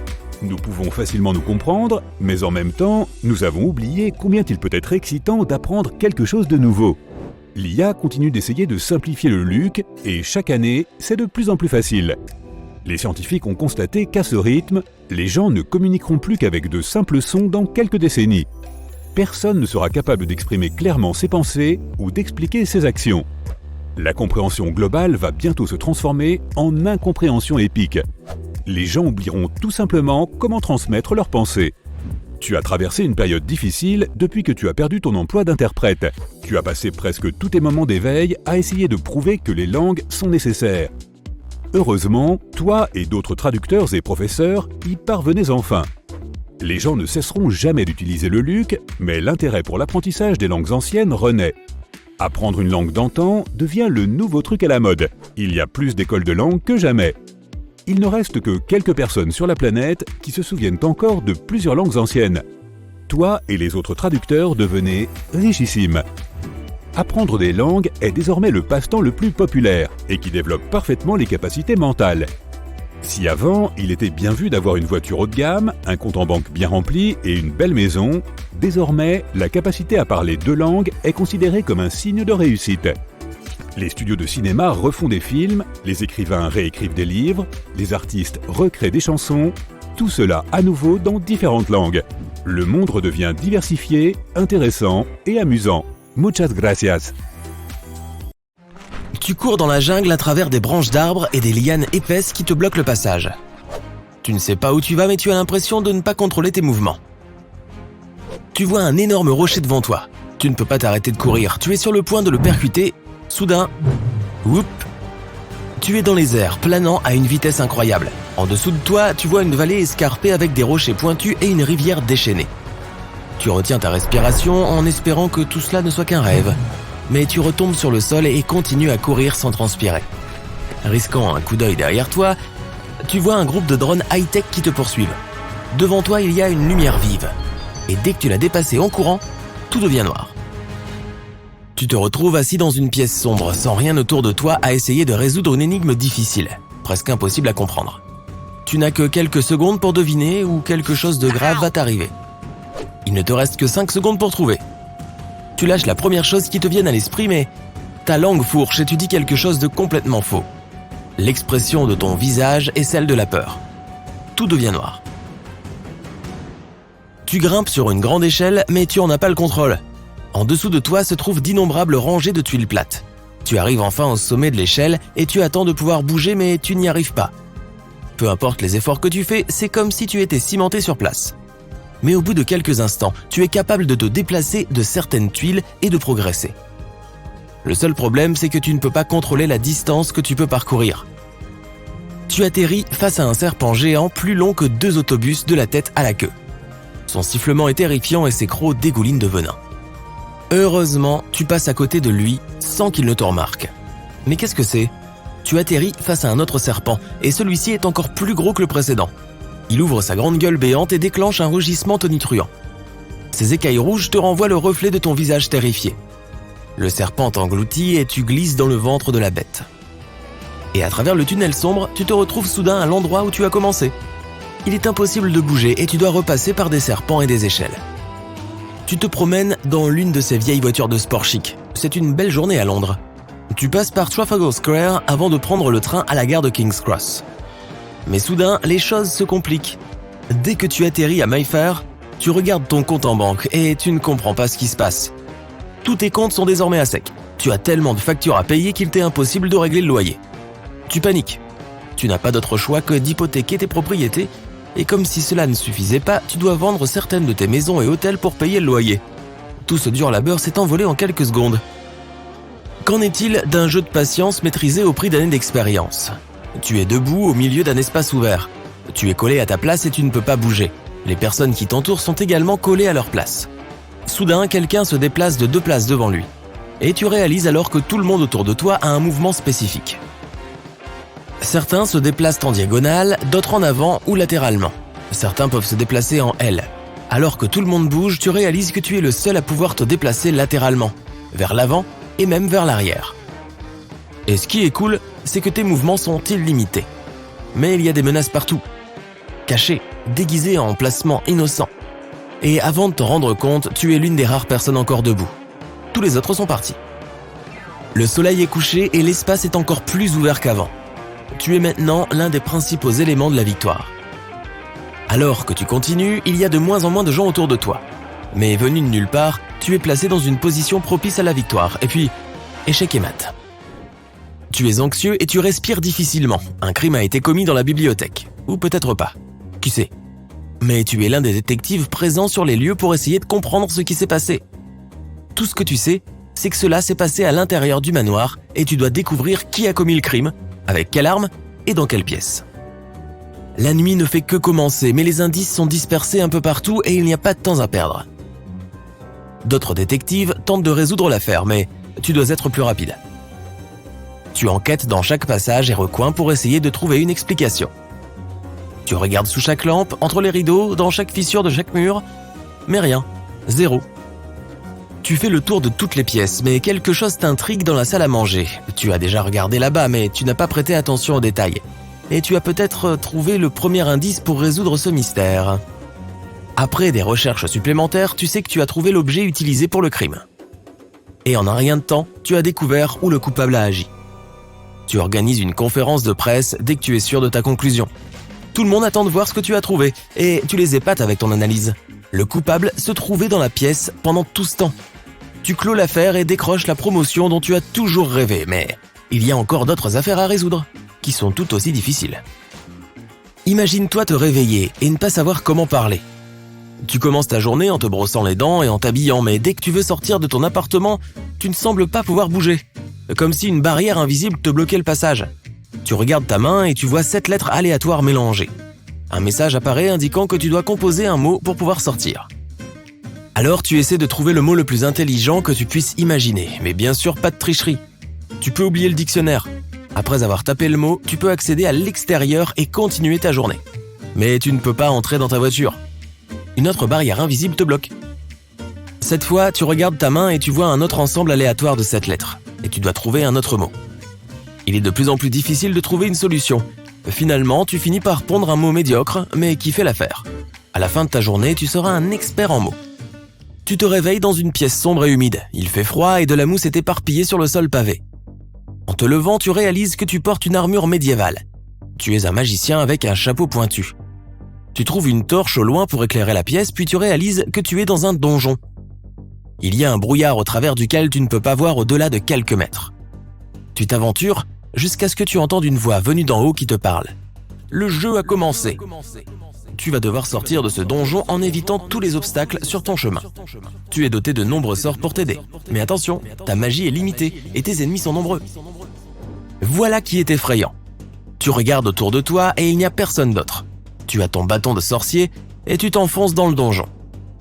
Soudain, tu croises une créature à un œil avec de la bave qui lui suinte de la tête.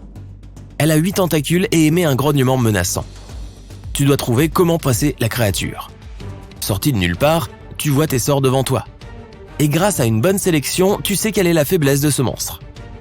Tu lances un sort de foudre qui effraie la créature. Elle se réfugie dans les ténèbres et disparaît. Tu continues ton voyage au plus profond du sombre donjon et tu traverses un chemin jonché de lave et de pics acérés. Mais tout va bien, car tu as un bouclier magique qui te protège de tous les dangers qui t'entourent. Après avoir vaincu d'innombrables créatures, tu vois la lumière au bout du tunnel et tu arrives à sortir du donjon. Tu te retrouves dans une forêt enchantée avec des arbres luxuriants et une rivière mystique. De petites fées volent autour de toi, elles sont très amicales. Mais lorsque tu t'enfonces dans la forêt, tout commence à changer. Les arbres sont morts et le sol semble brûler. Cela ne peut signifier qu'une seule chose, le dragon est tout près. Mais ce n'est pas grave, tu as atteint un niveau suffisant pour l'affronter. Tu arrives à l'entrée d'une grande grotte où le dragon est endormi. Mais avant que tu n'aies le temps de réagir, le dragon se réveille et s'envole dans les airs. Il crache du feu sur les arbres et sur le sol. Tu conjures quelques créatures pour t'aider et grâce à de nombreux sortilèges, tu arrives enfin à vaincre le dragon.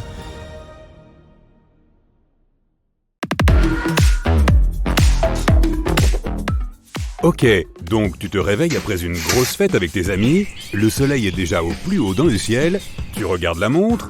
Ah bon, il est midi? Le magasin doit être déjà fermé. Ou du moins, c'est la petite histoire que tu aimes te raconter quand tu n'as pas envie de sortir faire tes courses. Eh bien, il est temps de prendre un petit déjeuner très tardif alors. Tu ouvres le frigo. Oh non, c'est quoi cette odeur bizarre? Est-ce que c'est du fromage dans un sac plastique? C'est à peu près la seule chose qui reste dans ton frigo. Et le magasin est à presque 4 pâtés de maison. Alors, il ne te reste pas d'autre solution que de prendre ce risque. La moisissure est souvent un signe que ta nourriture est avariée, sauf quand il s'agit de fromage. Si tu le souhaites, et selon le type de moisi, tu peux enlever les parties avariées pour pouvoir manger le reste. Si par accident tu finis par manger des moisissures bizarres, ne t'inquiète pas, la plupart des types de fromage contiennent déjà une sorte de moisissure. c'est une partie importante du processus de fabrication du fromage. Il y a quelques exceptions, comme la moisissure noire et grise. Si tu vois ce genre de choses sur des fromages à pâte molle, tu vas être obligé de les jeter et de retourner au supermarché. À moins que tu ne vives en colocation avec un ressortissant de Sardaigne dont la grand-mère vient de lui envoyer la spécialité de son île, le casu marzu, alias le fromage aux asticots. Les fromagers sardes laissent leur fromage pourrir très longtemps. Et voilà, tu te retrouves avec une spécialité célèbre au goût qui brûle la langue. C'est même illégal dans certains pays. Alors avant de chercher ce morceau de fromage suspect dans ton frigo, vérifie tout de même si quelque chose bouge à l'intérieur. Si tu prépares une omelette et que tu n'as pas suffisamment d'ingrédients pour l'assaisonner, prends des coquilles d'œufs, si elles sont biologiques, fais-les bouillir et fais-les cuire à 205 degrés Celsius. Lorsqu'elles deviennent croustillantes, réduis-les en poudre et mets-en un peu sur ton omelette. Les coquilles d'œufs sont une bonne source de calcium et sont bon marché. Alors cela vaut le coup d'essayer. Si tu dois faire face à une catastrophe, prends ta tente, ta couverture et ta lampe et cours te réfugier dans les bois. Au moins, tu auras là une réserve inépuisable d'écorce d'arbres, ce qui te permettra de ne pas avoir peur de mourir de faim.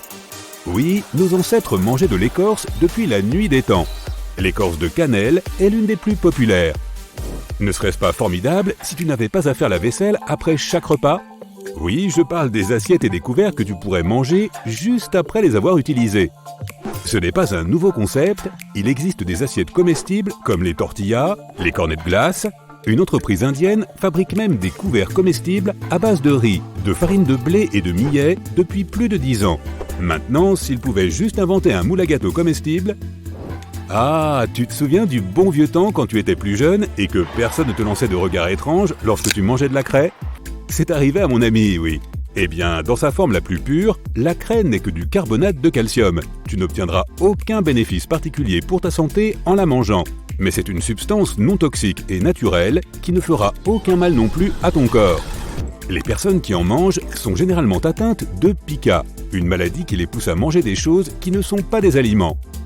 Les personnes atteintes de cette maladie ont envie de manger, entre autres, du papier.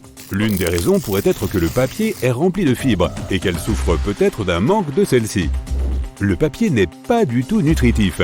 De plus, il est traité chimiquement, alors mieux vaut ne pas s'en approcher. Il n'est cependant pas si rare de manger de l'argile. Dans certaines régions du monde, les gens l'utilisent pour pallier la carence en zinc. Bien sûr, il faut que ce soit une argile spéciale, purifiée et propre à la consommation. La boue. Oh, retour au bon vieux temps, passer au jardin à faire des faux gâteaux de boue. Ce n'est pas comme si tu devais manger de la terre tous les jours, mais si tu peux parler avec un expert en nutrition, tu découvriras peut-être que manger un peu de bonne boue n'est pas si mal. Certaines argiles et boues contiennent des tonnes de minéraux, si elles sont fabriquées spécialement, sans produits chimiques ou autres. Les pissenlits sont l'une des choses comestibles les plus saines que l'on puisse trouver. Vitamines, fer, antioxydants, whey, très nourrissants et mieux encore, on peut les trouver littéralement partout. Le cactus ressemble certainement à une plante qu'il faut éviter, mais si tu le nettoies et le prépares correctement, tu peux l'ajouter dans des desserts, des salades, des soupes, du pain, des boissons, tout ce que tu veux. Il a un goût, enfin, un peu gluant pour être honnête. N'oublie pas de vérifier que tu as bien enlevé toutes les épines. Tu t'es déjà baladé en regardant le ciel quand soudain tu vois un nid d'oiseau et tu te dis « Oh, ça pourrait être mon dîner de ce soir ?» Ouais, pas vraiment. Mais les nids comestibles ont un vrai succès dans plusieurs pays. Ils sont nutritifs, ont un goût unique et oui, ils sont faits de la salive d'une espèce d'oiseau très spécifique. Ils sont extrêmement dangereux à récolter et difficiles à préparer. Donc si tu es intéressé pour acheter ce genre de choses, n'oublie pas d'aller au distributeur avant. Il peut coûter jusqu'à 4 000 $ la livre. Un autre article très cher, prêt à être consommé, l'or. Non pas que tu puisses manger le collier de ta mère si tu as envie d'un bon goûter, mais les paillettes ou feuilles d'or sont souvent utilisées pour décorer les aliments, surtout lorsqu'il s'agit de desserts. L'or est en fait inerte, de sorte qu'il ne provoque aucune réaction chimique dans ton corps et peut passer directement dans ton système digestif sans être absorbé. J'allais faire une blague sur la ruée vers l'or, mais non, je ne la ferai pas. Certaines cultures avaient l'habitude de faire bouillir, d'attendrir et de mâcher du cuir lorsqu'elles n'avaient plus de nourriture. Même si tu voulais essayer aujourd'hui, tu ne peux pas car de nos jours, le cuir est traité chimiquement, donc c'est pratiquement interdit. Que ferais-tu si tu tombais sur une tarentule? Si c'est au Cambodge, un stand de tarentule, eh bien, mange-la. C'est un snack classique cambodgien. On dit que le goût de la tarentule est similaire à celui du crabe. Alors, ouais, tu me diras si c'est vrai. Les tarentules ont certainement plus de chair que les sauterelles, que l'on trouve aussi dans les menus en Asie et dans certaines parties des Amériques. Les tarentules et les grillons sont riches en protéines et tout à fait comestibles. Bien sûr, tous ces petits trucs doivent être élevés et préparés par des experts. Tu ne peux pas juste te balader en ramassant des insectes au hasard et les manger. PS, on dit que les sauterelles ont un goût de sardine. Tu veux tester ? Un après-midi normal, tu es assis sur ton canapé devant la télé à te demander quel goûter correspond le mieux à ta session glande Netflix. Oui, d'accord, des biscuits aux pépites de chocolat pourraient faire l'affaire, mais pourquoi pas des biscuits aux guêpes ? Ouais, la prochaine mode, ce sont des biscuits fourrés aux guêpes. Ces crackers de riz aux guêpes viennent du Japon. Les guêpes sont élevées spécialement, juste pour finir dans ces biscuits. Et non, les fabricants ne se promènent pas en ville avec un filet. Une autre chose insolite du Japon est le poisson globe fugu. Il faut beaucoup d'expérience professionnelle pour bien le préparer, car il est plein de poisons toxiques. Une bonne portion peut te coûter jusqu'à 120 $. Une fois que le chef cuisinier agréé sépare les parties empoisonnées, elles sont jetées dans un récipient en métal qui est fermé à clé avec un cadenas. Il est ensuite transporté dans un marché aux poissons certifié pour être brûlé. C'est trop toxique pour être mis à la poubelle. Imagine que ton travail consiste à ramasser des œufs de fourmis et que tu es payé au kilo. Combien de temps faudrait-il pour en ramasser suffisamment ? Eh bien, si tu déménages au Laos, tu le découvriras peut-être. Ils ont l'une des soupes les plus particulières du pays, la soupe aux œufs de fourmis blanches. Le goût ressemble un peu à celui des crevettes, donc ça vaut la peine d'essayer. Ou tu peux simplement prendre une soupe de crevettes, cela dit, maintenant que j'y pense. Les œufs de 100 ans sont quelque chose que l'on peut trouver en Chine, et non, désolé les gens, ils ne sont pas vieux de milliers, de centaines ou même de dizaines d'années. Il ne faut généralement que quelques mois pour les préparer, mais la façon dont on le fait est assez intéressante. Ils sont immergés dans de l'argile ou de la boue. C'est une technique que les Chinois pratiquent depuis des siècles. Elle permet de préserver tous les grands bienfaits des œufs. Que se passe-t-il donc à l'intérieur de l'œuf ? En gros, l'ammoniac et le soufre s'accumulent dans le jaune et on observe d'étranges motifs ressemblant à des flocons de neige et une couleur ambrée à l'extérieur de l'œuf. Apparemment, il dégage une assez forte odeur d'ammoniac. Oh, la beauté des aliments qui sentent le pourri. Ouais. Tu es en train de voler à travers l'espace dans un vaisseau dont la taille équivaut à 3 fois celle de Central Park à New York. Il y a beaucoup d'agitation. Non, il ne s'agit pas d'un alien qui envahit le vaisseau. C'est un jour très important. Nous sommes le 22 janvier 2700. Tu viens de naître hors de l'atmosphère de la Terre. Joyeux anniversaire! Une équipe médicale s'occupe de tout. Des gadgets futuristes t'aident dans tous les domaines. Et la vue depuis le vaisseau géant en verre de forme sphérique plonge sur l'incroyable immensité de l'espace. Tu ne peux même plus voir la Terre, le vaisseau spatial vole vers une nouvelle destination à des millions de kilomètres. Le temps de trajet pour atteindre cette nouvelle planète d'accueil est de plusieurs décennies. Avançons un peu. Tu as maintenant 25 ans et ce vaisseau spatial est le seul foyer que tu aies connu, jusqu'à présent. Tu as appris à connaître le moindre recoin du vaisseau. Tu commences ta journée dans ton dortoir qui dispose de tous les éléments essentiels. Une petite salle de bain compacte, une mini-cuisine, un lit superposé et une vue magnifique sur les étoiles et les planètes à l'extérieur du verre renforcé du vaisseau. Et tu n'as jamais à t'inquiéter des radiations cosmiques. Le vaisseau est équipé d'un bouclier magnétique perpétuel qui reflète ces radiations afin qu'elles ne s'infiltrent pas à l'intérieur. Sinon, il y aurait de gros problèmes. Le vaisseau a été conçu pour avoir une gravité artificielle. Les astronautes perdent normalement 1 à 2% de leur densité osseuse chaque mois qu'ils passent dans l'apesanteur de l'espace, puisqu'ils ne font que flotter en permanence. Mais maintenant, ou plutôt dans le futur, durant les voyages au sein de l'espace intersidéral, nous sommes capables de résoudre ce problème. Tu sors de ton dortoir et tu vois une foule de tes collègues, membres d'équipage, qui se rendent au travail. Ils glissent tous sur leur mini hoverboard dernier cri et chacun porte une combinaison futuriste de couleurs différentes. La tienne est bleue. Tu sautes sur ta planche et rejoins l'équipe bleue. Tu arrives dans le passage souterrain du transport spatial et tu commences ton travail. En tant qu'ingénieur de bord, ta mission est très importante. Entretenir le vaisseau et le faire fonctionner. Mais quelque chose ne va pas aujourd'hui. Des chiffres clignotent partout sur les panneaux et cette lumière rouge anxiogène n'arrête pas de clignoter. Tu alertes tes collègues, mais ils ne savent pas non plus ce qui se passe.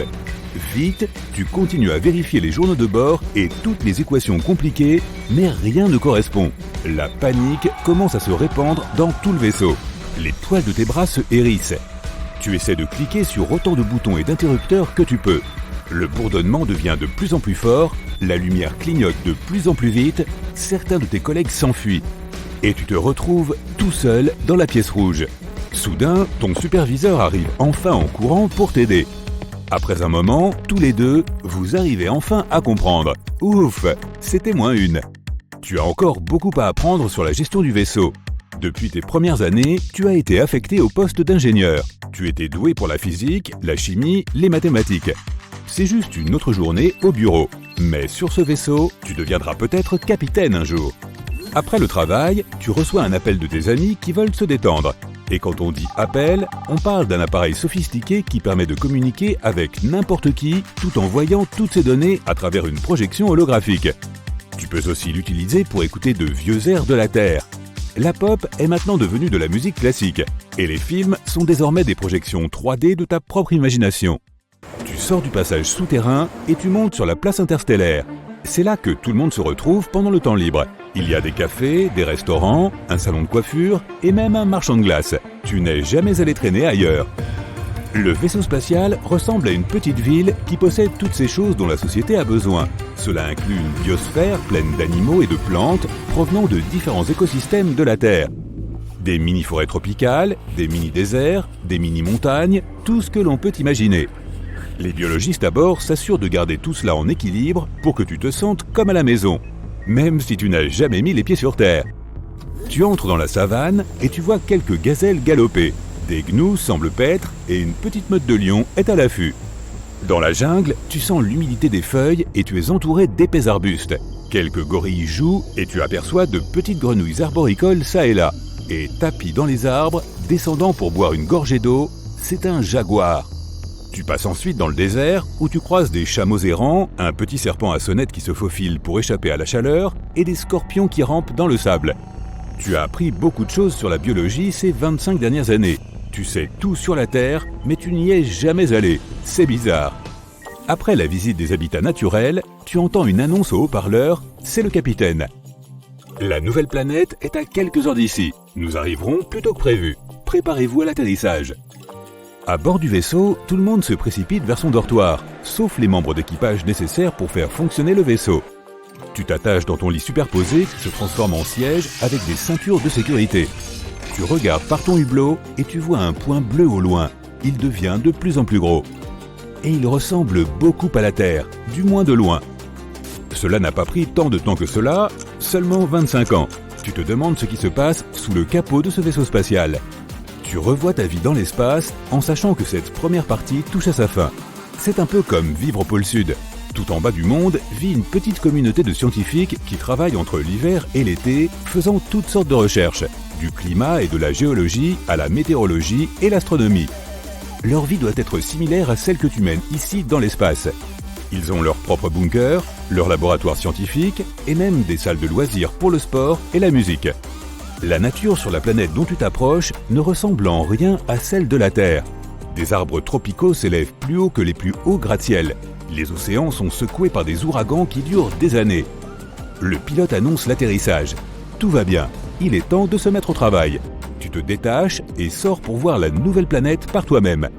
Marcher sur la terre ferme donne l'impression, d'arriver sur une nouvelle planète. L'humidité est palpable et le vent est chaud. Le vaisseau a atterri dans la zone tropicale de la planète, qui est, selon vos études, le meilleur endroit pour bâtir une toute nouvelle colonie. Cela ne va pas être facile. Les humains bâtissent généralement de nouvelles colonies à côté des lacs et des rivières. Pense aux Mésopotamiens, aux Égyptiens, aux Aztèques. La liste est longue. Ils ont commencé par de petites colonies jusqu'à ce qu'ils deviennent des méga-civilisations à part entière. En commerçant et en explorant, ils ont pu faire progresser leur technologie, apprendre de nouvelles langues et découvrir des recettes de cuisine géniales. Tu mangerais bien des pâtes et des sushis en ce moment. Selon les scientifiques, naître dans l'espace pourrait modifier l'apparence des humains. La tête des nouveaux humains pourrait être plus grosse d'ici des milliers de générations. Qui sait ? Il n'y a aucun moyen de le simuler sur Terre. Nous pourrions même avoir de nouvelles couleurs de peau, puisque nous aurions besoin de plus de mélanine, cette substance pigmentaire qui nous protège des rayons du soleil. En étant plus près du soleil, ou de toute masse de gaz brûlant, nous produirions plus de mélanine ou des types différents de mélanine afin de nous protéger. Nous pourrions devenir brun foncé, violet, gris ou même vert. Il faudra attendre quelques millions d'années pour le découvrir. Et sans gravité, les humains devraient s'habituer à avoir une densité osseuse plus faible, un peu comme les oiseaux. Cela signifie que nous serions probablement plus faibles que nos anciens ancêtres de la Terre et que nous aurions des comportements physiques un peu étranges. La gravité est essentielle pour notre équilibre et la mobilité est l'un des facteurs clés de la survie humaine. Donc, sans gravité, nous aurions probablement des exosquelettes pour marcher et courir, ou même pour sortir les poubelles. Bon, rien de tel ne va se produire avant très longtemps. On est encore en train de réfléchir à la façon d'amener quelqu'un dans ce monde, ou hors de ce monde. Techniquement parlant, l'espace extra-atmosphérique est considéré comme étant à 100 km au-dessus du niveau de la mer de n'importe quel continent du monde. Au-delà, les possibilités sont infinies. L'océan devient rouge et brûlant. Tu essaies de t'approcher pour mieux voir, mais devant toi, l'air est de plus en plus chaud. C'est comme si tu entrais dans un four. Et le sable lui aussi est extrêmement chaud, au point que tes chaussons en caoutchouc se mettent à fondre. L'océan vient de se transformer en lave bouillante. Tu commences à courir vers l'intérieur des terres et tu vois des gens qui courent comme des fous dans tous les sens. En fait, la lave est faite de roches fondues provenant des profondeurs de la Terre. En plein centre de notre planète, à une distance équivalente à celle qui sépare New York de Philadelphie, la chaleur du noyau fait fondre les roches de la même manière que le soleil fait disparaître les glaces. Lorsque ces roches fondent, leurs températures peuvent atteindre environ 1200 degrés Celsius. Mais ne t'inquiète pas, cela ne se produit que très loin sous terre, et seulement dans certaines zones spécifiques, principalement autour de l'océan Atlantique. Et ces roches fondues ne s'échappent du sol que si la pression est très forte. Alors elles remontent à la surface sous la forme d'un liquide orange boueux et brûlant appelé lave, généralement par le col d'un volcan. Mais pour une raison ou une autre, l'océan tout entier s'est maintenant transformé en lave. Et même si d'une distance très éloignée, c'est un beau spectacle, il est extrêmement dangereux. Tout d'abord, tu peux dire adieu aux belles vagues bleues et aux courants marins. Contrairement à l'eau, la lave est très épaisse, plus proche de la texture du beurre de cacahuète en fait, et le vent ne peut pas la déplacer. Mais cela signifie aussi que rien ne peut y couler ou y nager. Donc même si certaines créatures océaniques réussissaient à résister aux températures super élevées de la lave, elles ne pourraient pas vivre à l'intérieur. Elles seraient immédiatement submergées ou, selon leur densité, elles flotteraient à sa surface. Du coup, il va falloir que nos amis marins et les autres créatures qui vivaient dans l'océan trouvent un autre endroit où vivre s'ils ne veulent pas disparaître. En fait, les seuls animaux de notre planète qui pourraient survivre à la chaleur de la lave sont les tardigrades. Ces adorables créatures microscopiques peuvent survivre dans n'importe quel environnement extrême, dans les glaciers comme dans les volcans les plus ardents. Elles peuvent même survivre dans l'espace, soumises aux rayons cosmiques. Tu t'enfuis de la plage avec tous les autres habitants des environs. L'atmosphère s'épaissit et tu as du mal à voir autour de toi. Tu te dis « j'aurais dû rester chez moi ». Mais ta maison n'est pas vraiment sûre non plus. La chaleur dégagée par toute cette lave est à elle seule intolérable sur des kilomètres. Alors fini les maisons au bord de la mer et les stations balnéaires. Tu vas devoir aller vivre le plus loin possible de l'océan. La plupart des villes côtières vont devenir instantanément inhabitables, surtout les zones que l'océan borde sur plus d'un côté. Des endroits comme la Floride, la Californie et l'Amérique centrale ne seront plus du tout vivables. Et c'est sans parler des îles. La plupart vont devenir si chaudes qu'aucun animal ou plante ne pourra survivre. 97% de la planète était composée d'eau de mer, et tout ça s'est maintenant transformé en lave. Il ne peut y avoir de neige à aucun endroit sur Terre, car celle-ci est désormais une boule de lave incandescente. Les températures vont tellement augmenter que même dans les endroits les plus éloignés des côtes et les plus hauts, il fera une chaleur semblable à celle d'un jour de canicule dans un désert. Tandis que tu continues à fuir l'océan, tu te dis que tu es peut-être en train de rêver. Mais tu regardes ta peau qui est si rouge. Même si tu cours pendant des kilomètres, la chaleur finira toujours par te rattraper. Les plateformes pétrolières et les navires qui se trouvent au milieu des océans vont eux aussi rencontrer quelques problèmes. Faits de métal, ils vont tout simplement se mettre à rougeoyer et ils fondront au contact de la lave bouillante. Et même s'ils ne fondent pas, il vaut mieux espérer que personne ne se trouve à bord. Mais dans une telle situation, une évacuation massive aurait lieu. Pendant ce temps, au pôle nord et sud, là où la planète est la plus froide, toute la glace qui recouvre l'océan se met à fondre instantanément. Ensuite, la lave se refroidit et se solidifie pour former des masses terrestres noires et rocheuses appelées roches ignées, dont la texture est souvent vitreuse. Au moment où cela se produit, d'énormes nuages de vapeur et de gaz acides sont libérés dans l'air, emplissant le ciel. Les scientifiques appellent ces nuages de la brume de lave. Un peu comme quand tu sors de ta douche et que toute la chaleur dégagée entre en contact avec l'air froid extérieur, sauf que cette brume-ci couvrirait l'ensemble des pôles nord et sud et serait super toxique. Elle contient même parfois de minuscules particules de verre qui sont extrêmement dangereuses. Et cette brume peut faire le tour du monde avec un vent suffisamment fort et recouvrir presque tout l'hémisphère nord. Elle pourrait aussi couvrir la partie sud, à savoir la Nouvelle-Zélande, l'Argentine, l'Afrique du Sud et l'Australie. Traverser ce gaz en avion n'est certainement pas une bonne idée. La chaleur seule émise par la lave suffirait à causer des dégâts importants au fuselage et affecterait tout l'électronique de l'appareil.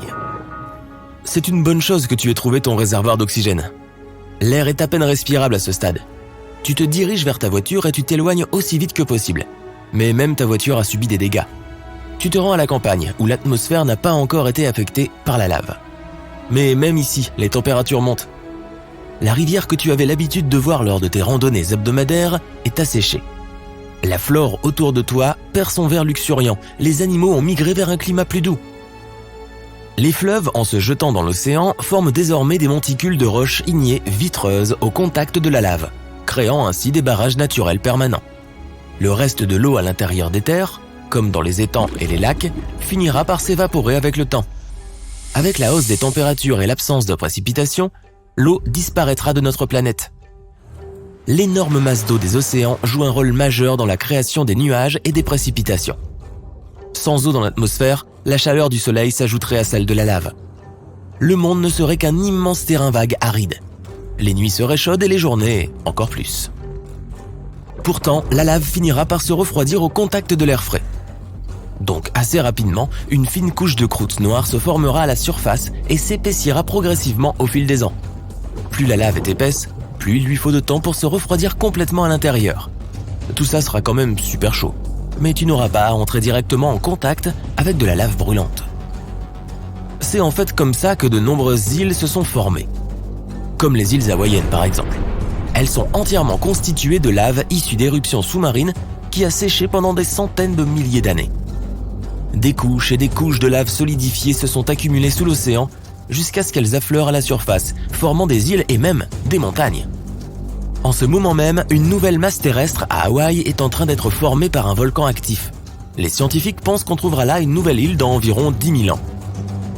Mais pour le moment, le bel océan bleu s'est transformé en une boue rougeoyante et vaporeuse qui deviendra bientôt à son tour un désert noir et compact. Mais ne va pas croire que tu pourrais facilement marcher sur cet océan. Cela pourrait prendre des centaines d'années pour qu'il refroidisse complètement et se transforme en roche solide. En attendant, marcher sur cette croûte de lave séchée serait un peu comme te promener sur un lac gelé. Sauf que dans ce cas, un seul faux pas et tu tomberais dans de la lave bouillante. Certaines régions mettraient même des milliers d'années à se solidifier complètement. La fosse des Mariannes, la région la plus profonde de l'océan, s'enfonce sur 13 km. Il faudrait au moins 5000 ans pour que la quantité correspondante de lave refroidisse entièrement. Il existe de nombreuses planètes de lave. Une planète récemment découverte, K2-141b, possède des océans de magma, des vents supersoniques soufflant jusqu'à 4800 km/h et même des pluies rocheuses. Et oui, cette planète est si chaude qu'elle vaporise des roches et les fait retomber en pluie. N'oublie pas que cette planète est beaucoup plus proche du Soleil que la nôtre. Peut-être que ces océans se sont un jour soudainement transformés en lave.